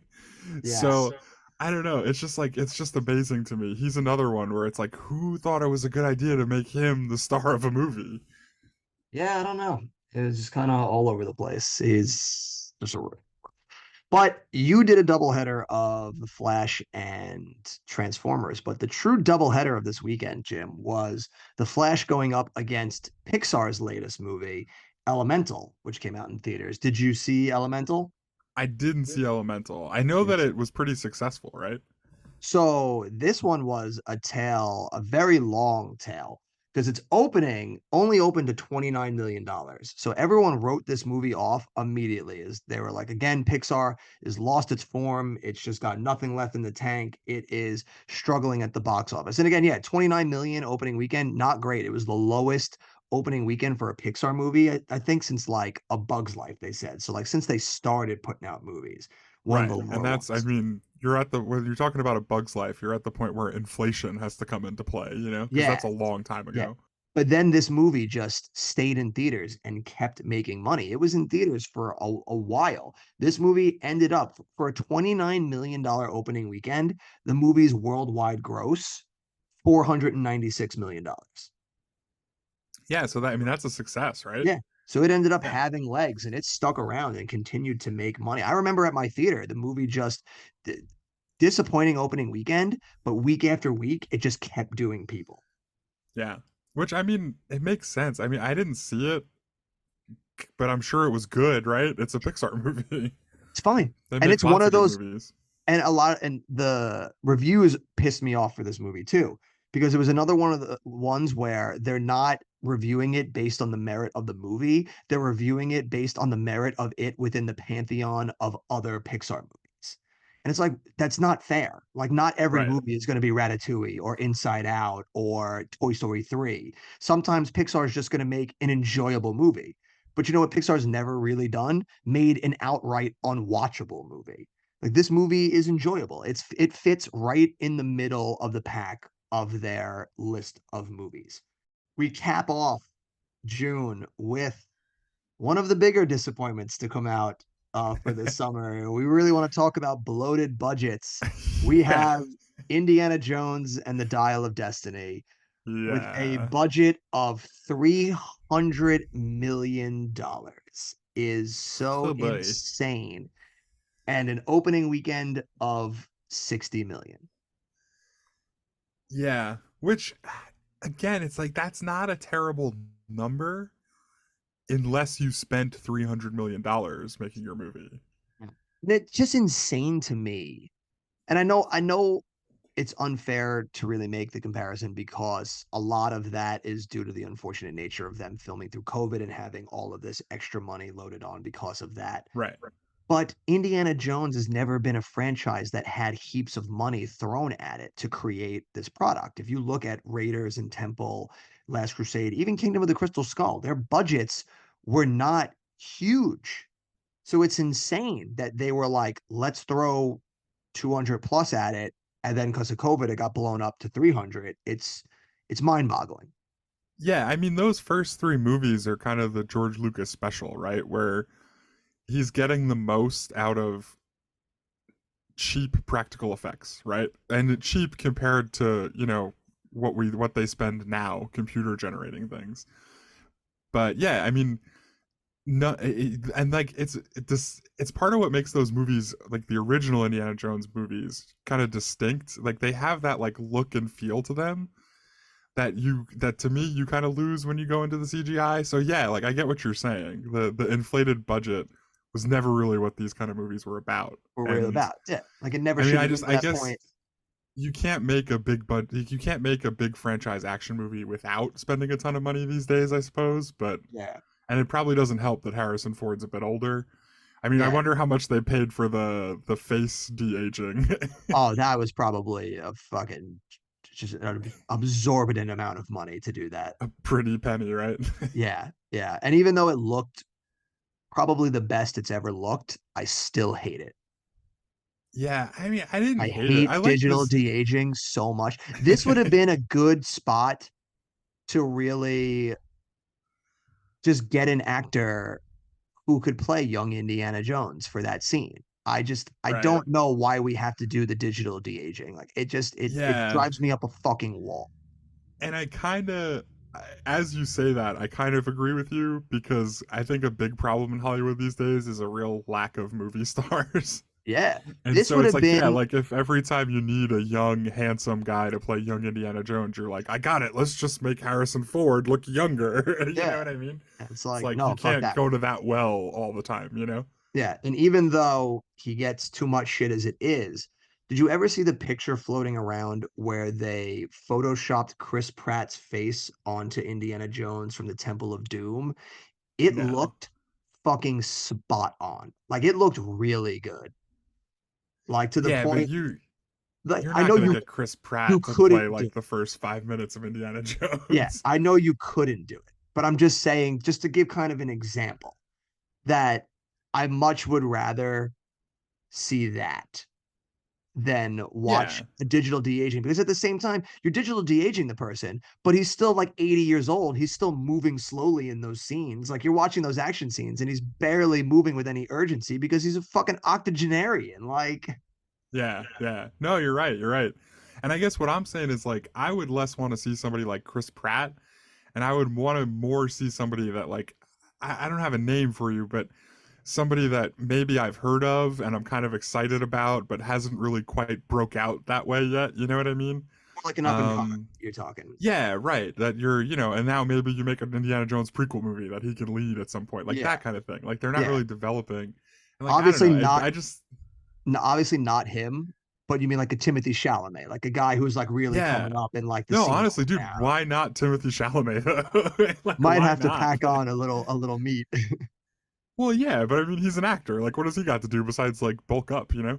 Bulk up. You mean take steroids? Yeah. Well, and like hire a personal trainer that like completely plans your entire diet. Like, you know what Sure. I mean? That sounds exhausting. Yeah.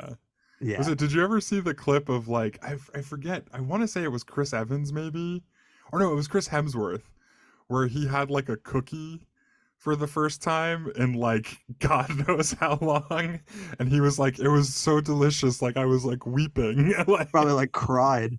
Yeah, I could never do it. yeah, I couldn't yeah. give up all that stuff.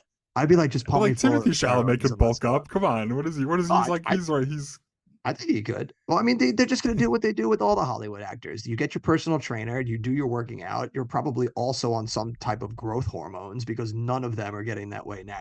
Like you're telling me The Rock that got that way just by working out. Like fuck off. yeah. The Rock at like how old is he now?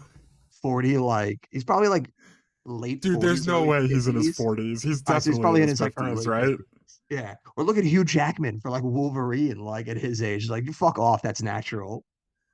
Yeah, no, yeah, no, Kumal you're totally Kumal right. I'm with you. Nanjiani, when he lost all When that he weight did to be in it. the Eternals, like, get out of Yeah, here. Get out of that's here. funny. Did you see Indiana Jones? I did, yeah, I liked it. I liked it. But also, it's kind of the Michael Keaton syndrome where I'm just a sucker for Indiana Jones.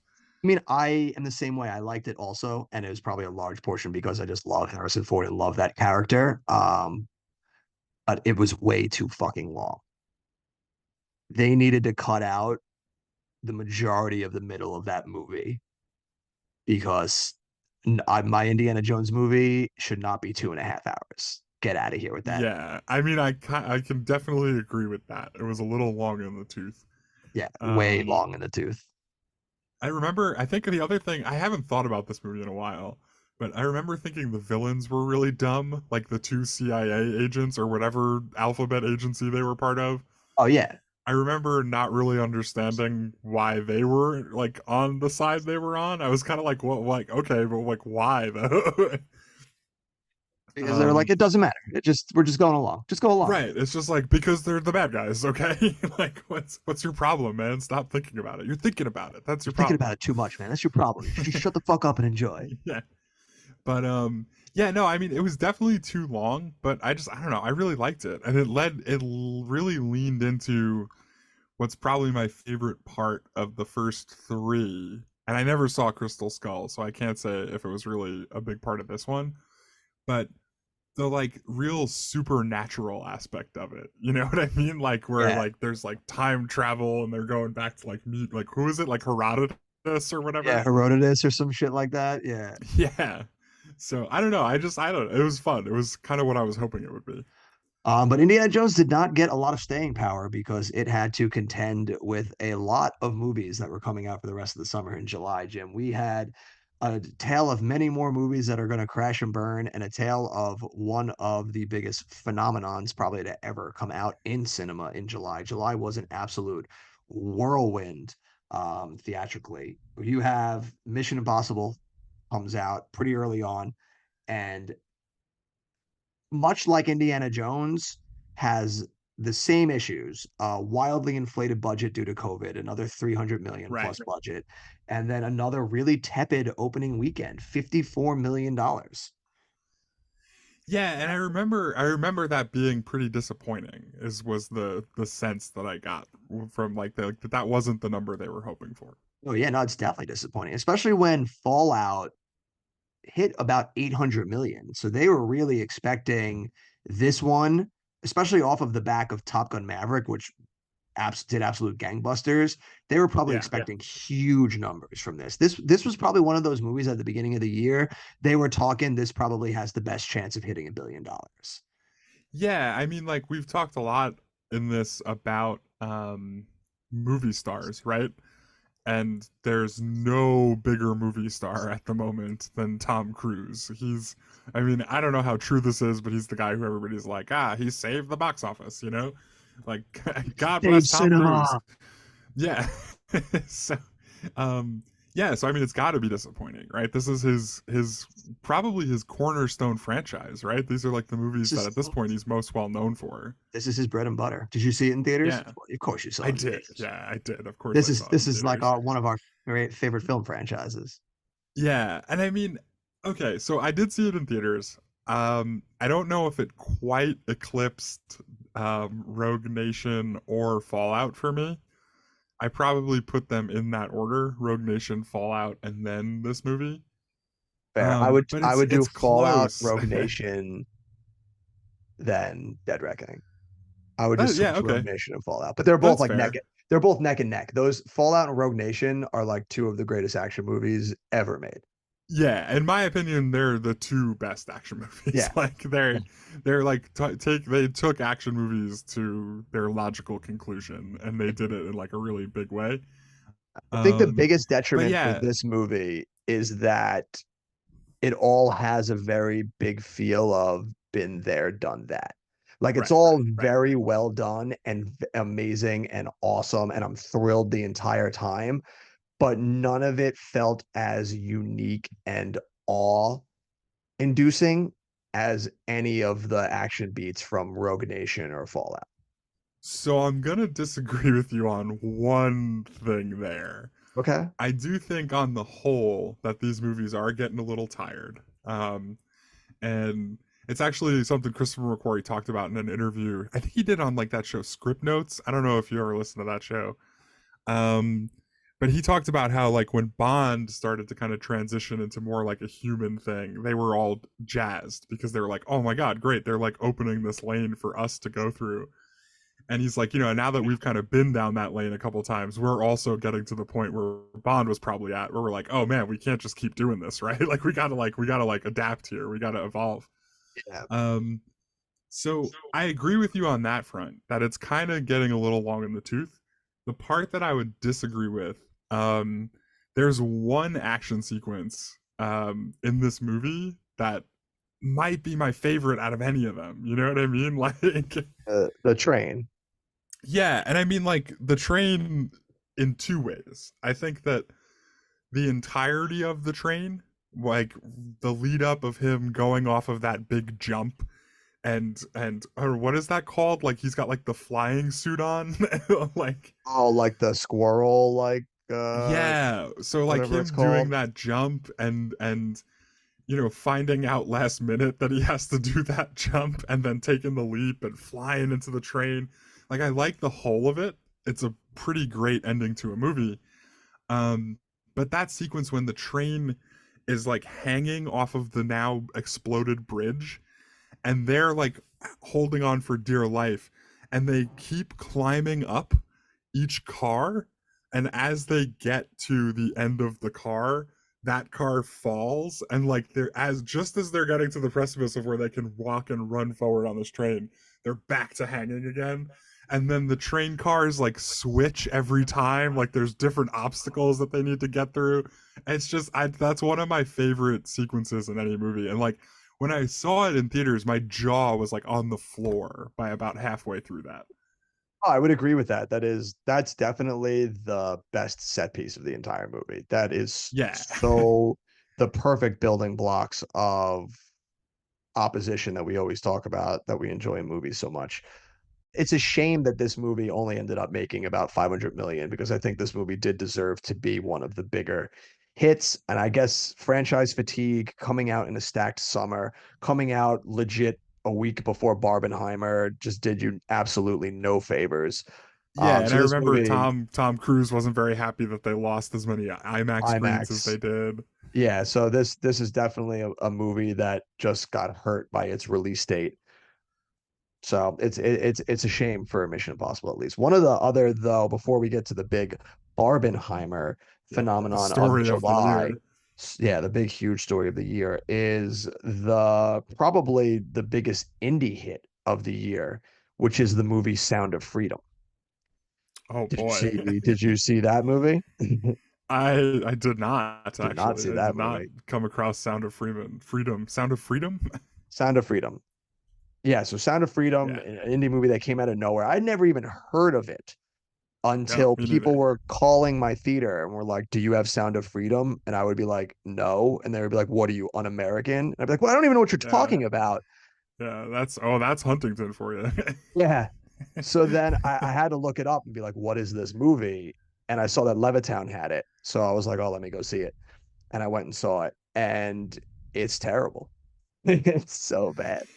Yeah, I And mean, I it's hadn't even it's heard of it bad. until you told me about it. Yeah, and it's bad in the same way. Like we're on the other side of the spectrum now. Like you talk about, like when we were talking about Little Mermaid, where there was the one side of the spectrum where people are like, "Oh, you just didn't like it because there's a black mermaid." And it's like, no. Well, this is also the other side of the spectrum where people are like, "Well, you don't like it just because it has this very conservative theme to it." And it's like, no, that's not why this movie is bad. This movie's Right, bad because right. it's just derivative nonsense. Like it's boring as shit. Yeah. And it's, but I I don't know. I will. never saw it, so So we love talking about it so much. The one thing I will give this movie credit has one of the best roll credits I've ever heard in a movie. oh no way. Dude, I gave this movie a whole extra star simply for the fucking roll credit scene that it had because it was Wow. fantastic. You So can't leave me hanging now. so they set up this whole sting operation to get a bunch of the kids back from the cartel people that have been kidnapping kids and forcing them into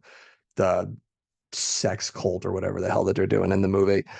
Yeah. So they set up the sting. They're successful in the sting. They get the kids back. All of the Oh kids are now no. hanging out on the beach together, and they're What's gonna all be the sound of uh, freedom? so they're all having fun. And they're just sitting there playing with each other, just giggling like kids do. And the main character's just sitting there watching them play. And the side character comes up to him and he goes, "It's the sweetest thing you've ever heard, isn't it? The sound of freedom." I died, Jim. You heard me in the back of the theater just start going, laughing at the top of my lungs. I was like, that is fucking gold, baby. Like that might be So the wait, funniest shit I've ever you heard in my so goddamn life. so is this tongue in cheek though? Like, do you really think it's like you like it because it's so hammy, right? Yeah. Oh no, I love it because it's the most ridiculous. It's so on the Yeah. fucking nose. Like it's one of those things where you knew they were sitting there and they were like, yeah, and then we're gonna say this and it's gonna fucking get them, Yeah. baby. Like they're gonna It's be like fucking weeping. it's like the kind of thing where it feels like the idea for this movie started with that line, Yeah, and then they exactly. worked their way backwards from there.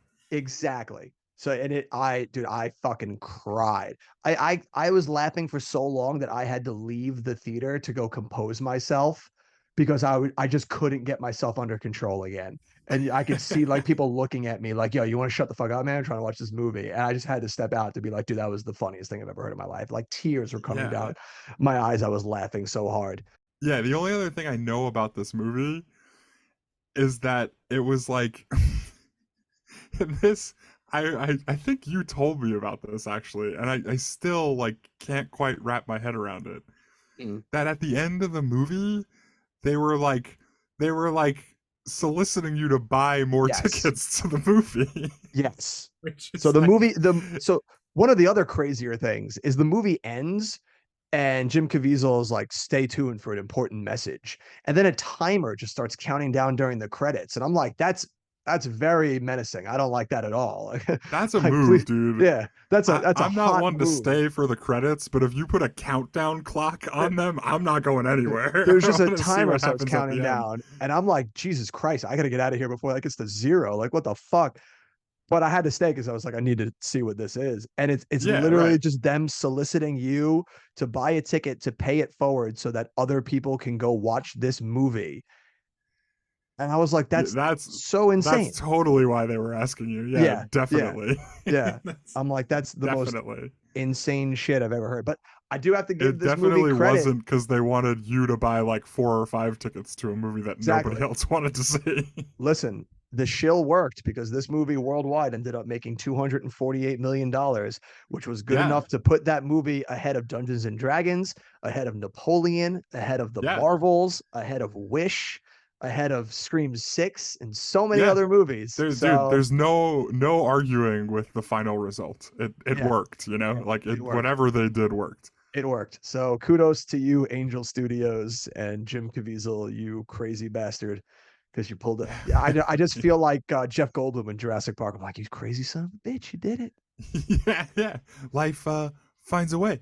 Crazy son of a bitch. But then Sound of Freedom got absolutely decimated 2 weeks later when fucking Barbenheimer dropped and became the biggest movie double feature to ever come out in probably the last like 10 years or so. It was Yeah, absolutely people were like, forget insane. about Tom Cruise. The box office is saved all over again. Yeah, absolutely. Did you see either of these movies in theaters? Yeah, I did the double feature. I did the Oh, you did. You Barbenheimer. did the double feature. Look at you. I Yeah. did not do the double feature. I did see both of them in theaters, but I didn't do Barbenheimer double feature. I didn't have time for that. What'd you think?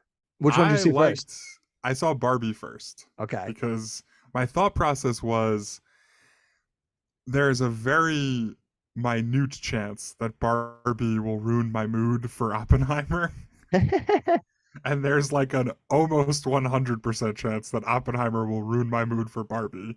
So I was like, I gotta Very see Barbie first. We'll good, knock that very one good out. thinking. We'll be happy. We'll be in high spirits. We'll be singing and dancing on the beach with Ryan Gosling at the Mojo Dojo Casa House. Yeah, so I saw Barbie first. I loved that movie, dude. I fucking loved Barbie. It was Really? so yeah, it was so good, man. Ryan Gosling, everything that guy said in that movie was Right. side splitting. You Yeah. know what I mean? Dude nailed it. He understood the assignment of the movie. Like that dude Yeah, brought it in every single line of dialogue. he was so funny. Yeah, and I mean like Margot Robbie I thought was great in this. Kate what's that lady from Saturday Night Live? Kate McKinnon, is Kate that her McKinnon. name? Yeah, she was really Yeah. funny as weird Barbie. Kate McKinnon was really good. Yeah. I loved the whole like Barbie Land dynamic of just like how like miserable and unfulfilling it all is, but they're all just like, hi Barbie, you know what I mean? Like they can't help but smile and love it even though it obviously sucks. You know, it was a very fun, tongue-in-cheek satire. And it was just fun. It was just an enjoyable movie. I liked it a lot. They Yeah, and they did then it. the I'm Just Ken song was like Oh, absolute. that So whole song and production number that went with it. so here's the question. Oscars. What are we picking? I'm just Ken or Oh. Peaches? Peaches, I mean, peaches, me, peaches, peaches, peaches. if it was up to me, if you said hand this Oscar to somebody right now, I'm picking I'm Just Ken. Got to. I would pick that too. I think that's the better song. I That think is, so. I like yeah. the Peaches song, and I Oh am a yeah, Jack it's Black classic. fan.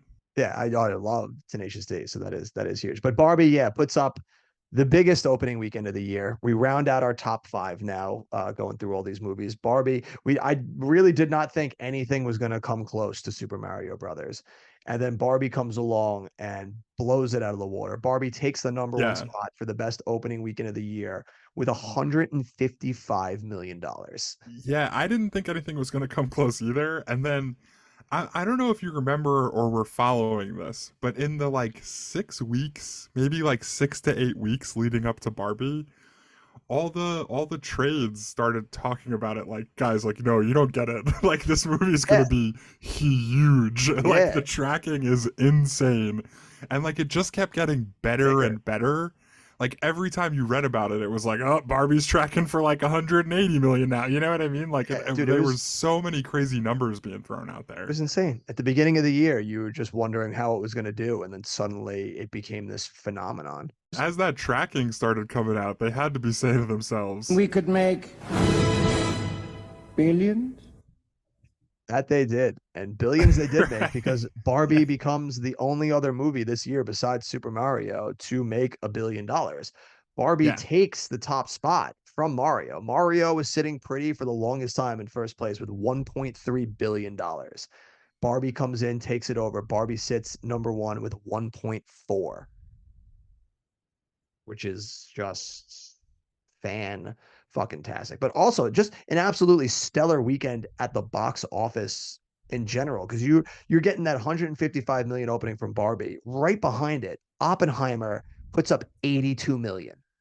Yeah, and That's insane. this That's became a insane. thing as you were getting closer to Barbie's release date and that tracking was happening, where like they tapped into this thing that I don't know that anybody's ever going to be able to tap into the same way again, No. where it became this like ironic thing that they were coming out the same weekend, and it like became like, well, when am I ever going to have a chance to see so like two really hyped movies that are so wildly different on the same Yes. day. Like, when is that going to happen again? You know? Really just Um, hit a perfect, unique window yeah. to To where push these itself movies into the they zeitgeist. And weren't it's they weren't really competing. They were like yeah, somehow they were both lifting each other up like for yeah, better than they ever would have done on their own. You know, it's just like yeah. amazing. It's insane. It's absolutely insane. Like talk about lightning in a fucking bottle. Right, Yeah, exactly. insane. And What'd you I think of mean, Oppenheimer?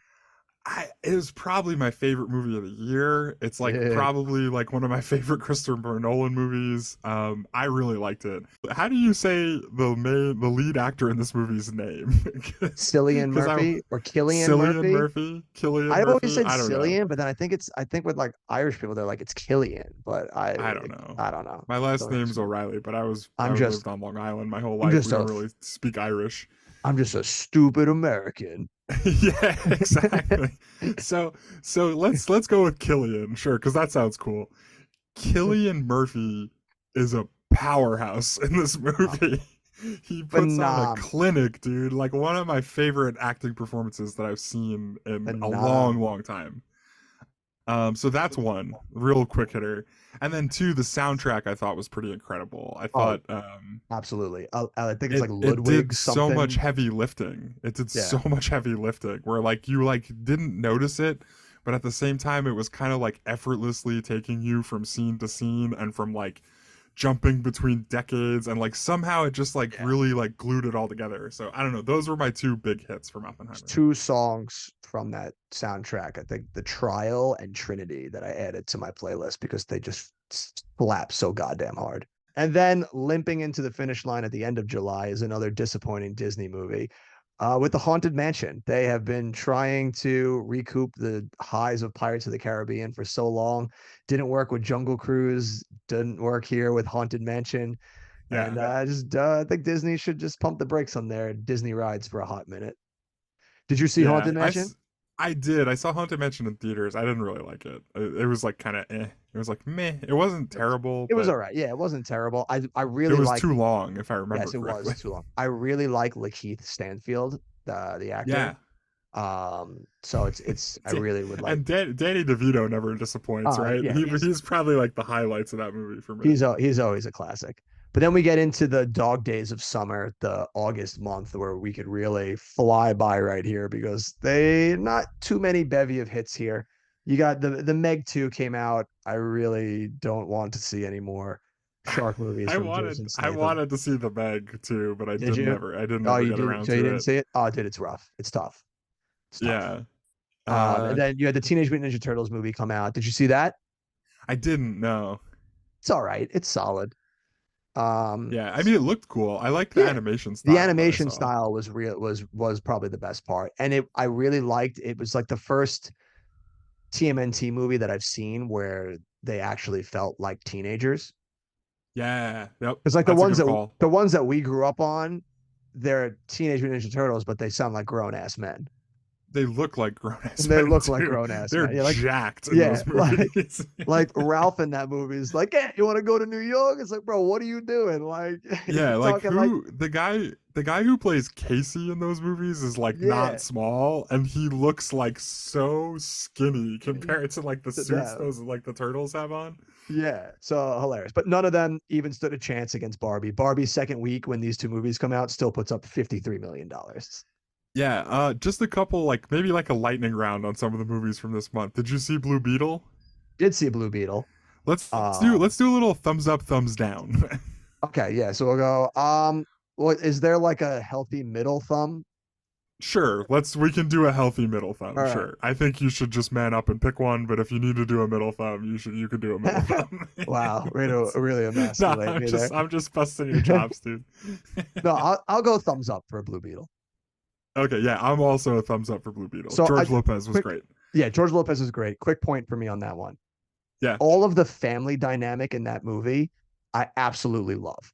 And then incredible. everything superhero wise, I hate because it's so derivative and stock superhero Yeah, stuff. fair. So, Okay. but that movie gets a thumbs up for me simply because of the family dynamic in it. That carried the movie for me. I Yeah, really enjoyed it yeah, from that. yeah. Um, Totally, I agree.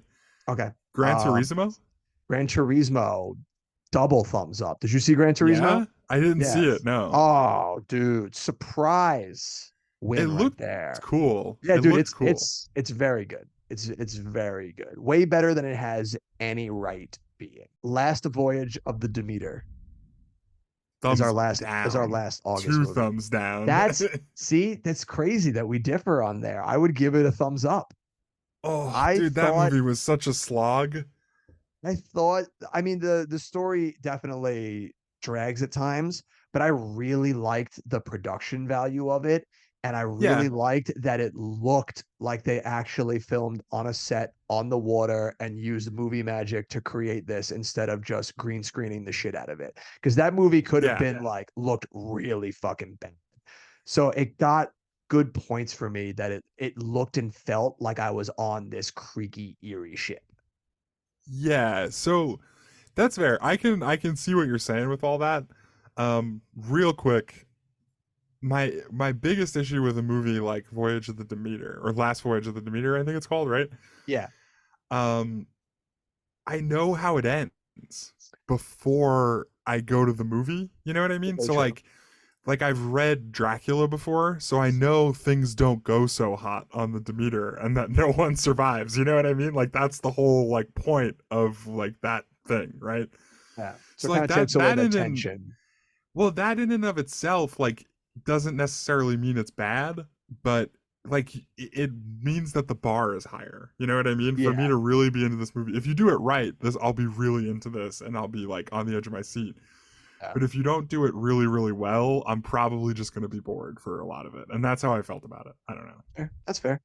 Then we move into into September, a absolute death month. We never even touched over 100 million for the top 10 any of the weeks, even though a decent amount of movies came out. So we'll do another round robin here. I'm going to be interested to see if you saw any of these movies. Well, actually, I'm going to I start have a with feeling I what's missed a lot of them. probably, but I'm going to start with what is the biggest surprise, and that is the movie The Nun 2.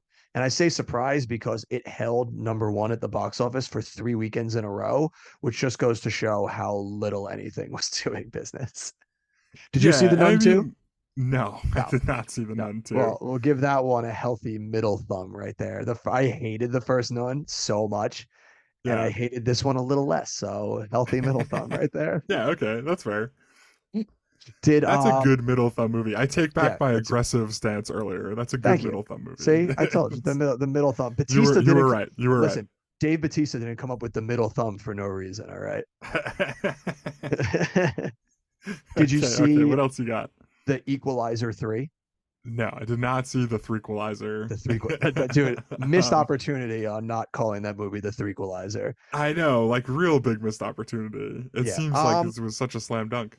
Yeah. That movie, it's fine. It's none of them are ever coming close to what the first one was, and you can feel it with every Yeah, I mean, what single did you think of the thing. second one? I guess because that one I I saw and hated I the second one. hated it. Yeah, Yeah, I I was hated the like, second one. I didn't This one, understand what the point of any of it yeah, was. this one is better than the second one, but not by much. It basically it has the issue of the main character is just too OP. He just breezes through everybody and he never faces any opposition in overcoming it. Yeah, He which I basically mean, tells the bad guy like leave these people alone or I'm gonna fuck you up, and then he doesn't leave them alone, and then he does fuck them up, and the movie just ends. And I'm like, come the fuck yeah, on, like which fuck I off. like. There's something to be said for that, but it's like that's why you make the first Equalizer. Then you can stop. You know, like I Yeah, don't need to see yeah, it over and over again. exactly, exactly. Probably the biggest movie of note that came out this month that I enjoyed the most, The Creator. Yeah, that was Did on you my see The Creator? list. I wanted to, but I didn't. I didn't have time. I didn't get to see it. Definitely one I think you should check out when you get a second. I would be interested to see your thoughts on that one. A really solid sci-fi movie, and did what most movies should do. It had a very solid budget. It was only $80 million, and it looks Yeah, fan fucking tastic. So right. I don't know what they did or where the movie magic was, but Gareth Edwards, man, that dude gets me. He was the Yeah, director of the movie. Also did Godzilla 2014. yeah, and He I mean just in Rogue that's One. He gets me. I dig that guy. that's a great combo if you can make a movie on the cheap and still have it look like it's not on the cheap. That's, you're putting Exactly. yourself in a good spot these days. Exactly. And then the last movie of note that really came, well, actually, there's a few more movies of note, but not really anything worth talking about. The Um, Expend Forbles. I wasn't Did even going that to come talk out about in that. September? Yeah, I wasn't even going to talk about that piece of shit. I didn't see it, but I didn't. I also didn't see that one. That was one of the few movies I missed. No, I was going to say A Haunting in Venice. It's another Hercule Poirot movie. yeah, I watched the first half of it on streaming a few weeks ago, and then Yeah. like not because it was bad that I turned it off. I just like I kind of do that with movies these days, where I'll kind of watch them on streaming piecemeal. Yeah. So I was into like the first like half hour of it or so. Yeah, I'm probably gonna finish that up soon. It's very much the case of The Equalizer too, where it's better than the previous movie, Death on the Nile, which was a slog to get through. Yeah, But you could still see moments where it's running a little long in the tooth. That seems to be the mission statement of 2023, is that a lot of these movies are either outstaying their welcome, they're way too long, or it's just absolute franchise fatigue. And then following right behind yeah, that is Saw 10 also comes out right. in September. And it's I'm like, I'm in much bigger problem is that they're way too long camp. That's the camp I'm in. oh, I mean, absolutely. my motto, like an hour and 40 minutes is like the perfect length for a movie. So if you're going to be longer than that, you need to have like a really good reason to be longer than that. Oh, You can be, absolutely. but there needs to be a good reason. Yeah, but you need to earn it. And not a lot of Exactly. movies these days know how to earn it, which is an issue. But all right, yeah, so that was pretty much September. Moving into October, there was probably the biggest movie that came out for October. I'm sure you went and saw it, Jim. Taylor Swift: The Eras Tour.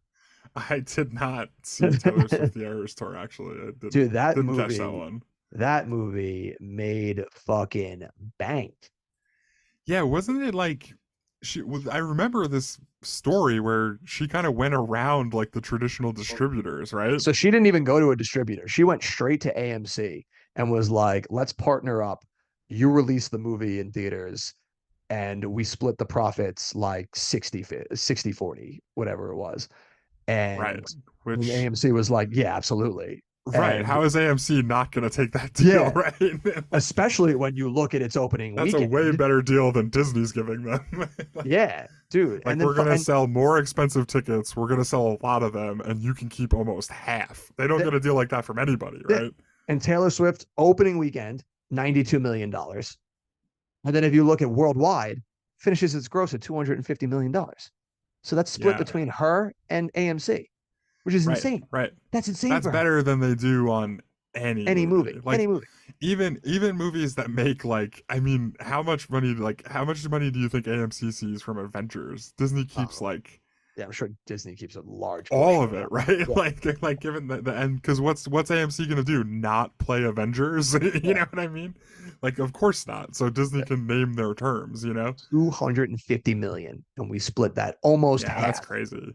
with It's like her. you gotta wonder if there's anybody with enough like is it just that she's such a star that she can Yes, do that or is that going to be yes. a kind of thing that becomes more Nope, normal, nope. You know how I right? know it She's like won't? one of one. Yeah, because literally 2 months later in December, Beyonce put out the Renaissance movie, which was like her show. Same thing, kind of like Taylor Swift. Nobody went to it. Yeah, and It you did got it did she's well. also like Yeah, it did well opening weekend, but that was it. right, and it's not like Beyonce is like small potatoes either, you know what I mean? Exactly. She's Yeah, like a yeah, international superstar, right? yeah. So if she That's can't do it then yeah, yeah. that's a thing that's Taylor Swift's world, and she's the only type of person that can pull that kind of fervent fan base like that. So, Yeah, but that's a huge win in there's an October for AMC. insane yeah, insane zeitgeist around Taylor Swift. Yeah, yeah, like, it's insane. like I've never been to a Taylor Swift concert and probably will never go to one. But like even I knew about the Eras tour. Like people at work were talking about it. My girlfriend went Dude, to it in Vegas. You know what I yeah, mean? everybody. Oh, she went to Vegas to see it. Yeah, she went to That's Vegas. Well, because awesome. That's we're cool. not too far from Vegas. Yeah, You yeah. can No, no, that's drive cool. That's there cool. for a weekend. Yeah, yeah. Heather went to MetLife. So no other movie ever managed to even come close to Taylor Swift. You had the reimagining of The Exorcist Believer, which limped on in Impact. Did you see that movie? No. Oh, dude, it was terrible. It was absolutely atrocious. Of course, Um, like of course it was. yeah, we had Killers of the Flower Moon. Did you catch that? I haven't seen that one yet. No. Ooh, that's a good I'm movie. trying to catch It's that. I'm well, gonna you try and catch that around on the Oscar swing. yeah, you want to talk about a movie being way too fucking long. Yeah, how Just long wait, was it? just 3.5 hours.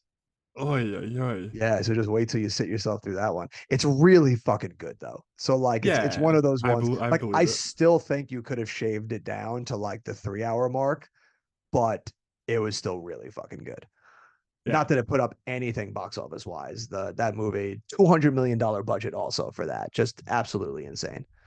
Probably yeah, the other biggest resounding success from this weekend is this year is really the year where I think superhero movies are going to start taking a back seat, and we're going to start seeing the dawn of the video game movie really officially take over because we had Super Mario yeah. Brothers, even though Barbie's not really like a video game property, there's been video games. It's a Mattel like a toy line. Then now you It's a have little niche, right? it's a little niche, It's but like it's kind of based on something like in that same yeah. realm. And now you get right here in October, Five Nights at Freddy's opens to $80 million. Oh, buddy. Yeah. And I think that movie cost like 20 to make. Yeah. No, it was a success, right? For Yeah. sure. Yeah. Resounding success. That movie made, and right there from that weekend alone, it made its budget back. Did Yep. you see that Did you movie? see? I was I literally just did, saying, yeah. I hated I it. didn't see it in theaters. I Uh, watched it on streaming. this was one of I the, think it I, released on. I think it was a dual They, release, yeah, it right? was a dual release. Yeah, I Yeah, also yeah, watched it on streaming because for whatever reason I just couldn't take myself to watch going to the theater. Even though I always want to see the movies in theaters if I can, I for whatever reason we chose to watch it here at home, and I ended up being like, thank God, because I fucking hated that movie. yeah. I was in for the first like hour or so, maybe the first like 45 minutes, and then it was like it really went downhill after that. It really, Yeah. really went downhill after that. Yeah, but then that movie pretty much has one weekend and then disappears because we get into November, where we get actually November and December tend to be my favorite 2 months of the year because that's when we start to get our big prestige movies that are really pushing to get that love, and that's when you tend to get more of the original unique movies that kind of hit the flavors that I'm looking for. And there was Sure. a decent amount of them this year. The first one that comes to mind that I ended up really liking, and I know you wanted to see it. Well, I don't really know. quick though, this Yeah, is like after the breather of you get the summer box office, you get the breather of like September and October, which is usually just a lot of horror movies.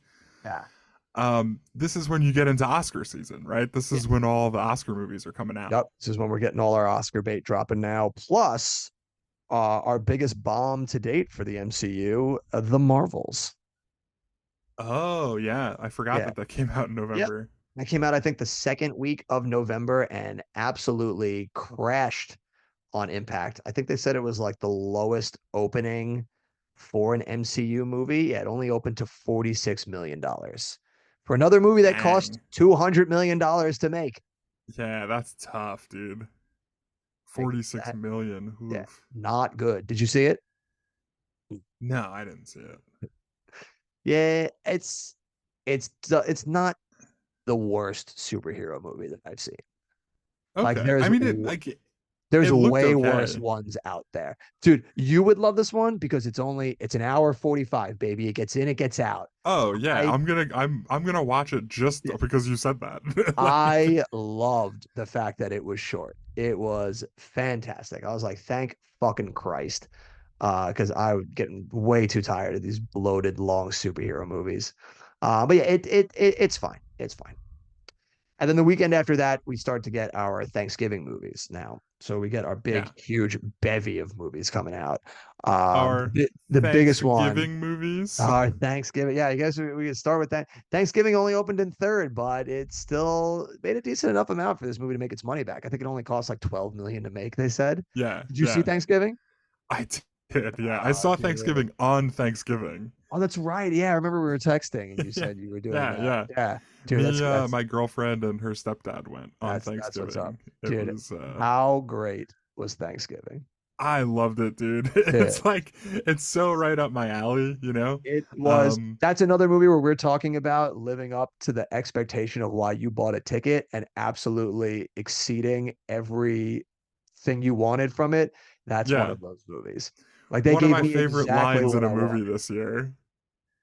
What is it? Dempsey at the end. No, no, it's kind of, it's I think it's when they're at dinner. Yeah. When Right. he's like they're like crying and upset while they're all like strapped to the chairs and he's Right. like, "Come on, how you have to be nicer to Deborah. She's been cooking all day." Like Like burnt alive. that's like that was I lost it, dude. That was probably my favorite line in a movie all year.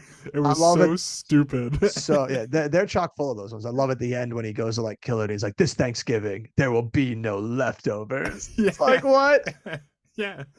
Which is that's I mean that's this is like the from the trailer, right? From Yeah, that Thanksgiving was the from tag. Well, that was the tagline for the movies. There will be no leftovers. I right. wish they I wish they brought in the line from the fake trailer when it was in between the Grindhouse movies, when it was the White meat, narrator of the trailer. dark Yeah, meat, yeah. all White will be meat, carved. white meat, dark meat will be carved. Thanksgiving. Like I wish they found a way to put that in there, but Yeah. still, But no, still I an mean like absolute not win. even just the lines and stuff. This is Eli Roth made this movie and he was the one Yeah, who made the who Thanksgiving. Like made the this is fake him trailer. making Yeah. Thanksgiving. Yeah, he Yeah. finally got to do it and God bless him for doing it because it was great. Probably my Which favorite I like think is of the is horror movies. don't is don't the only One that Grindhouse hasn't trailer been that made. hasn't been made a movie yet. No, they also haven't made Rob Zombie's Werewolf Women of the Oh, SS. yeah, okay, fair. But I would like to see every one of those fake trailers get made. But Also coming out that weekend, winning the weekend is the new Hunger Games movie, The Ballad of yeah, Songbirds and Snakes, opens at thumbs up. 44. You saw it? Yeah, I saw it. Ooh. Did you see the other Hunger Games movies? I feel like we've never talked about the Hunger Games I franchise, you and me, did not watch them when they came out in theaters. I actually watched all but you three of have seen them. them. I watched all three of them this year, actually. You mean all four of them? Because is there a fourth one? Well, Is the fourth one they Songbirds split, and they split the last movie into oh two my parts. god, they did. You're Yeah, they did right. that stupid bullshit. Yeah, They always do that. I went on like a Hunger Games bender, and it was pretty recently because I know it was in the apartment that I'm It was living in getting, now. yeah, you were getting ready for Ballad of Songbirds and Snakes. No, I just kind of like they showed up on a streaming service, and I was like, you know what? I never watched Oh yeah, these. Like, I'll give them a shot. they popped up on Netflix a few months ago. Yeah, yeah, It started on and there. like I thought the first one was okay, and then I kind of like hate watched the second, third, and fourth ones. Like I really didn't like them, but I was just like, I'm in too deep. Like I gotta get to Yeah, the end gotta now. keep going. I gotta keep going.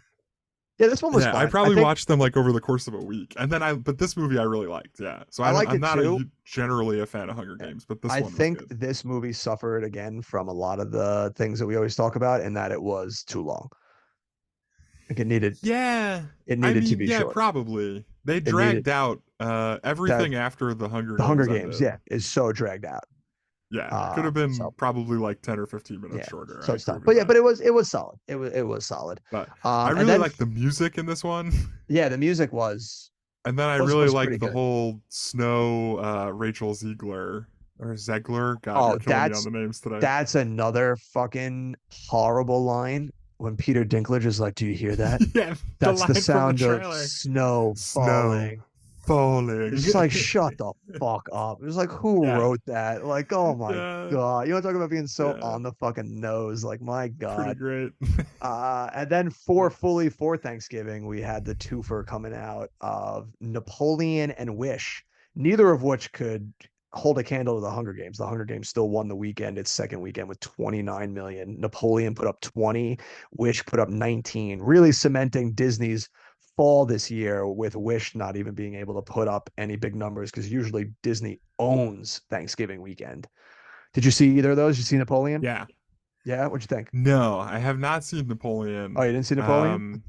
Yeah. Yeah. What? I would say you see Napoleon. You're like, yeah. And you're like, nah, nah. No, I said no. I said nah. Gotcha, gotcha, which gotcha. is weird because it's Joaquin Phoenix and Ridley Scott made it, right? Yeah, yeah. Which yeah, we Yeah, think it'd be I right up think your alley. Well, it's probably on Apple those TV are. at this point. You can go, you can check it out now. This is another one, much like Oh Killers wait, of the that's Flower why Moon that I we don't talked have Apple about. TV. Ah, damn. You gotta get that free trial, bro. Yeah, This is one again, 200 million budget. What are you doing? Said 20 million opening weekend with a $200 million budget. for Napoleon, right? Yeah, for Napoleon. Yeah, I mean that's a disaster for Yeah, sure. But we ghastly. talked about this a little bit with Titanic, right? These period movies are always so expensive, and you're making a movie Yeah, about Napoleon, so there's probably going to be like, large scale battles with like yeah. tons of horses and like, it's a production, It's a lot. So It is a lot. It's a good movie. I like it. It suffers from something that I dislike about a lot of biopics is that you just have to shoehorn too much into a 2 hour movie right. because they're just like, we're going to make a movie about Napoleon, his entire life. It's 2.5 hours. And it's like, fucking goddamn it. So Yeah, I it mean, just feels like they're speed running through it. And it's like, right. just stop, like just hone in Right. on one fucking thing and let it breathe. Right. Exactly. Yeah. I'm definitely And a big fan of the more like the more contained biopics that aren't biopics. like Yeah. Like you pick, Dewey Cox. yeah, exactly. Exactly. I'm watching my whole life flash Like, before my eyes. you don't want none of this shit, do we? Did you see Yeah. Wish? No, I didn't see Wish. Wish. I wish that I I did though. wish that I saw Wish.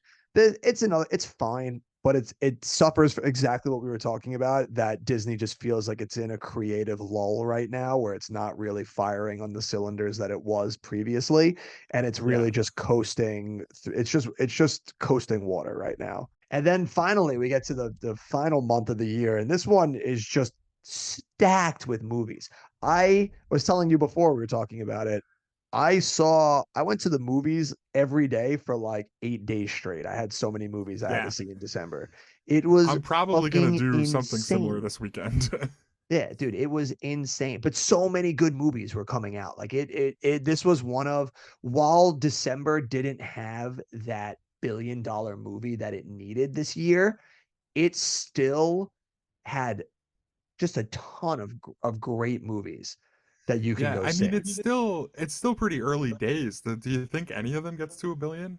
No, At least one or two of these are going to stay in theaters for a while, yeah, right? well, the one they were banking on was Aquaman and the Lost Kingdom, and that has crashed and Oh, burned. That movie is yeah, not that's making it. So its opening weekend, Aquaman made $27 million for another movie that cost over $200 million to make. yeah, dude, $27 and million. it's so It did worse than The Flash. yeah, it's so interesting, dude, because I was a fan of the first Aquaman movie. I was Me a big too. fan of it. I thought it was Me too. great. And I didn't even realize that this movie came out. You know what I mean? Like that's like And then the that's biggest dire days, you know? Aquaman lost its second weekend back to Wonka already. So right there, Aquaman is in deep shit. Aquaman, not a great movie. I'm gonna give it a thumbs down. I'm Okay. gonna give it a partial one single thumb up because there's one moment Ooh. in this movie, Jim, that I have to tell you because I died. It was the one thing in this Okay. movie that I loved. And because I love absurdity in movies. And I hate when movies take themselves too seriously at times. And this movie has one of the best moments of not taking itself seriously when Aquaman has to break his brother out of prison. And so his Okay. brother is in prison in like this desert landscape because they want to keep him away from the water where he's strongest. Right, So right. when Aquaman breaks him out of So prison, far I'm with you. yeah, and we see Patrick Wilson. He's emaciated. He looks like he hasn't eaten in like years. Like you could see his ribs through like his shit, like through his stomach and everything. Like he looks Yeah, awful. So they break him out of dude. prison. When they get up there, they're If you being say chased. what I think you're about to Just say, hold, keep Jim, going. Jim, Jim. Just wait. So he breaks him out of prison and they're running for the coast. They can see the water in the distance, but they're being Yeah. chased by the bad guys. So they're racing for the coast. Patrick Wilson gets almost there before he gets tripped up. And he's literally Oh no. crawling the last few ways. And then a wave comes in right as the guys are about to kill him. The Oh wave no. washes over Patrick Wilson to the point that you can't see him anymore. And then when he comes up out of the wave, he's jacked to the gills. And it Dude. is the funniest fucking, and then he uppercuts one of the bad guys like 60 Yeah. feet in the air. I died. I was like, dude, if this movie ended right now, 5 stars. Yeah. Unfortunately, we had to do the So rest of the movie. yeah, so I was with you there. I kind of got a hint of what was going to happen about halfway through. And I'm glad that I let you finish, right? Because the execution sounds like it was better than I thought it might be. But like, how is that? Isn't that like the exact same scene from The Flash, only with like the sun instead of water? Like when they break Supergirl out of prison and they're like on like they're about to be like totally taken down, and the Flash is like, what do we do? And Michael Keaton's like, I don't know. And they're like, he's basically like, we're just gonna die, so like, I don't know, Yeah. make it look cool. And then she And shows then up and like the murks sun everybody. hits Superman and she's jacked, or Yeah. Supergirl and she's jacked and she starts like wrecking house. It It's was like the same exact basically thing, the you same know? exact scene. I think the execution for Yeah, Aquaman worked better for me just because the way the scene is shot. But that's fair. Yeah, it is basically the exact. I just love the it's like the visual. same premise. It is, yeah, it's the same premise, but I think they did it better in Aquaman because I just love the visual of him looking like a skeleton, and then water rushes over him so you can't see him, and then he's ripped out of his mind. It just that visual. Yeah, When you see it, the visual of it is so goddamn hilarious. I just think they yeah. executed it better. Well, and that sounds like exactly the kind of stuff I loved about the first Aquaman, you Yeah, know? exactly. That I needed more of that in the movie, and I didn't have that. Which is Totally. a shame because all the scenes with Aquaman and Patrick Wilson are the best scenes in the movie, but they're only the middle chunk of the movie, Yeah. which is a shame. Which is a shame. All So right, that so I'm movie's gonna ask you about one that I know you saw for okay. sure, and I Okay. don't know because you told me. I just know you. Was the Iron Claw any good? The Iron Claw was excellent. Dude, It I want to was see it so bad.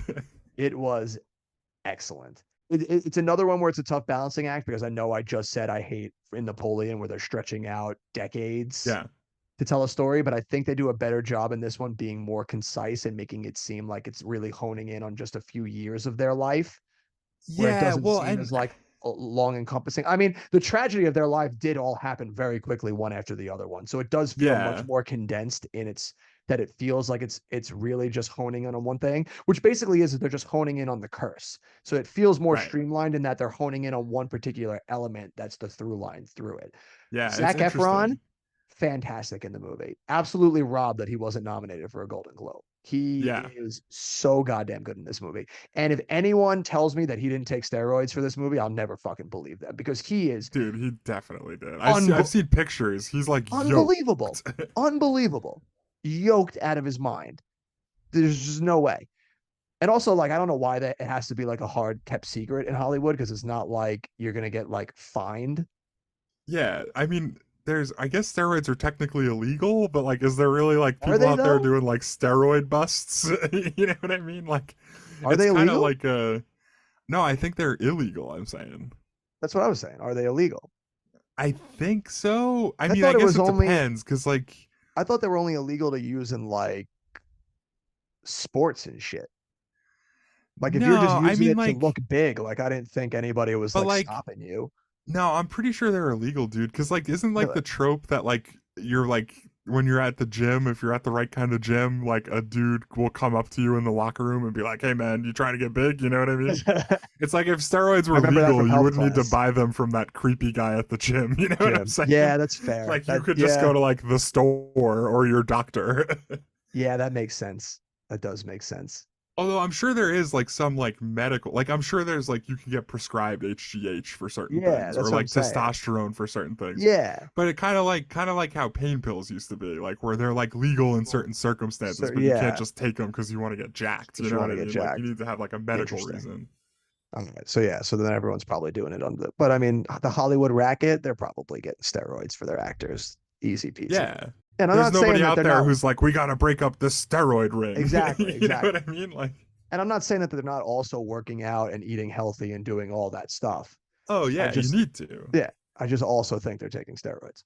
I But I believe also it. don't Yeah. think that should be such a bad thing for them. Like you got to look cut for that movie, and you got Yeah, like to it look like the doesn't Von work. Erich. Yeah, I mean, the Von Erichs were taking steroids, right? yeah, yeah, exactly. Yeah, yeah. They were taking Like, steroids, so it should only they be were taking fair steroids that in a you big also, way. that you also take steroids to act. Yeah, But yeah, and that like I don't movie know, was I'm great. really interested in this one because this is a biopic that I could, based upon what I know about the Von Erichs and what I've heard about kind of their story and how, their dad was around like in like the olden days of wrestling and then kind of Yeah, like groomed them.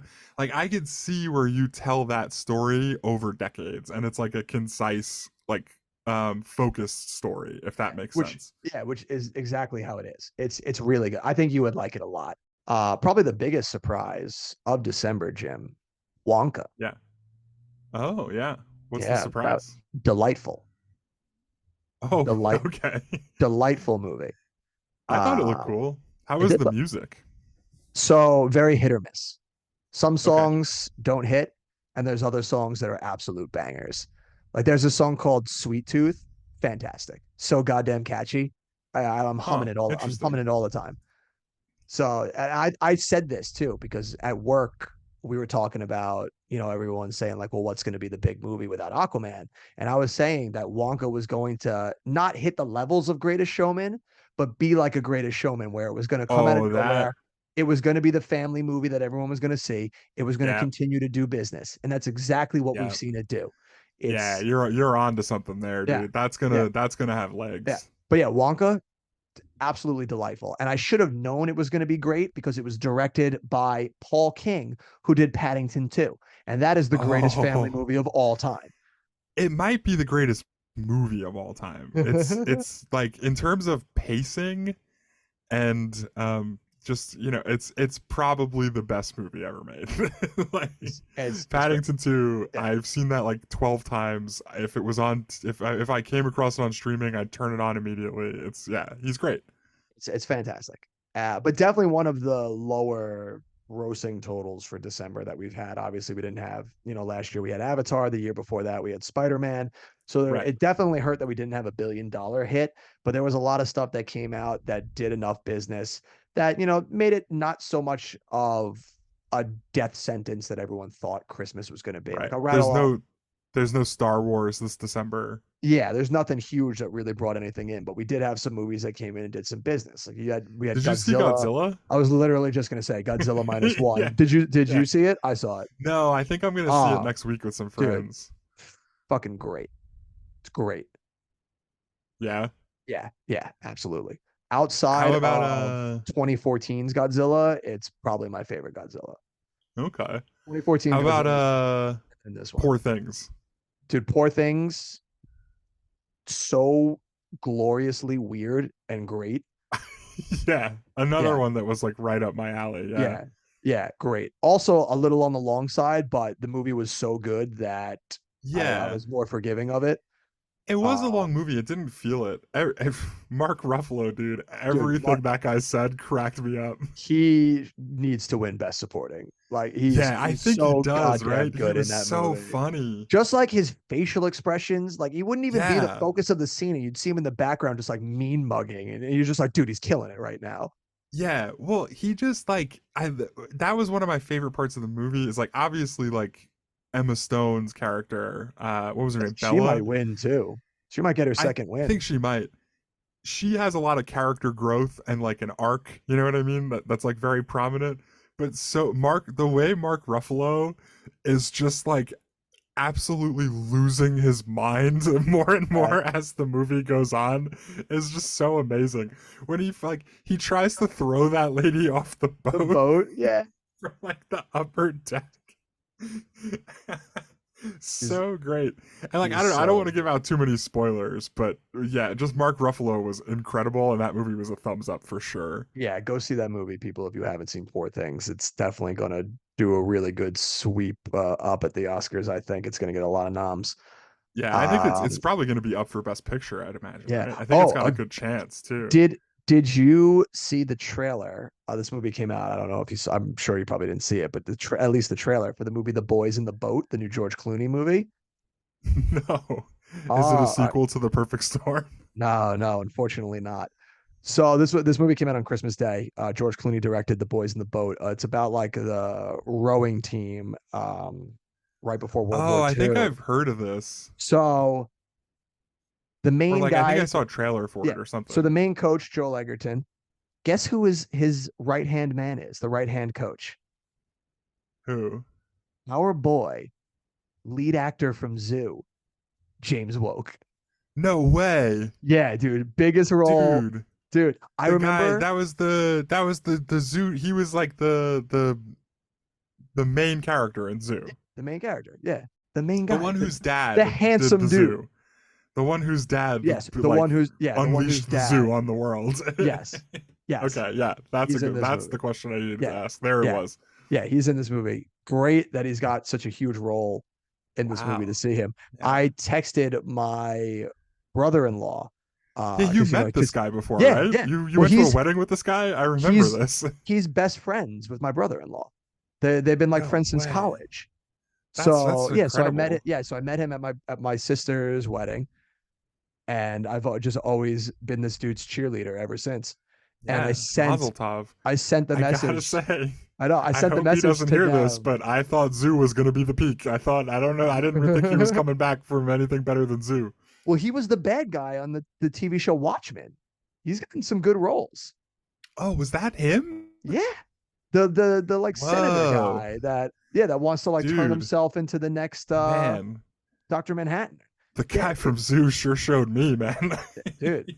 And every time I always message my brother-in-laws and I'm like, yo, you let James Woke know, man. Like biggest fan right here, Wow, dude. Like, dude, yeah, no, that's yeah, amazing. I didn't realize that's yeah, who. I didn't realize the guy from Zoo was in Watchmen. I feel like yeah, I should have knew this. yeah. And now he's in The Boys in the Boat. Hopefully. Got directed by George Clooney. Yeah, Yeah, I so might that's have to huge. go see it. Yeah. For all you people at home, James Woke should be on your radar. Go watch Zoo right now if it's still Yeah, on why Netflix. didn't he get to play young Indiana Jones? That's the name right there. Oh, Put him in the dude. fucking Indiana Jones movie so like people get some exposure to this guy. You know what I And mean? he's got the like handsome boyish charm too. Like he would look good in That's that what I'm suit. saying.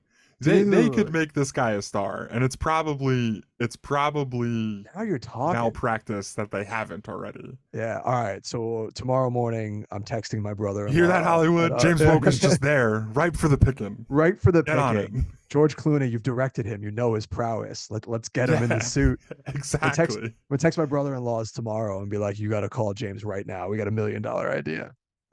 Yeah. Well, no, we lost already. They made Indiana Jones, but yeah, they'll figure it out. He'll make it. They'll figure it out. But yeah, and then you got a couple other like movies didn't really do a lot of traction. Universal put out another kids movie, Migration, didn't really do much. It's fine. There was a romantic comedy that dropped Anyone But You that was also fine. So we pretty much came to the end here, threw out a bevy of hits that are going to be mid-budget movies here. But basically, for this year, what we've really learned is I think franchise fatigue is really becoming a thing that we're seeing in real time for certain properties. Yeah, I I But don't know. I hesitate. at the same I kind of time, defer to you on this one because I did see a good number of movies this year. I don't know if I yeah, saw a wide enough array for me to really have too strong of an opinion about where it's headed. it's tough to say because you look at some and you can clearly say, yeah, franchise fatigue. But then you look at other, like you look at the top 10 worldwide for 2023, Barbie right there in the top, Super Mario Brothers. And why those might be unique properties, I wouldn't say they're not franchises. Like they've been around for decades. Like they have all this Yeah, other like just because it's the first movie doesn't mean that it's not also still a franchise. I mean, it's the first live action feature film movie for Yeah. Barbie. You're Like telling me you haven't seen any of those like terribly 3D animated Barbie movies? fortunately I have not. Like the No, most I unique movie haven't on there either. is I Oppenheimer. totally haven't either. Totally. I never watched Barbie's Playhouse. Never happened. Oppenheimer is the only really unique movie on there because the rest of the Yeah. top 10 is Guardians of the Galaxy, Fast Okay. X, Spider-Man Across the Spider-Verse. We get Sure. two Chinese movies in Full River Red and The Wandering Earth 2. So I guess Full River Red you could say is also another unique Oh movie. The Wandering man. Earth 2 is not getting it since that's a sequel. Then you have The Yeah. Little Mermaid, and rounding out the top 10 is Mission Impossible Dead Reckoning. So franchises are still doing business, but I don't think Yeah. they're I doing mean, to the business that people would want, that Hollywood would want it to be.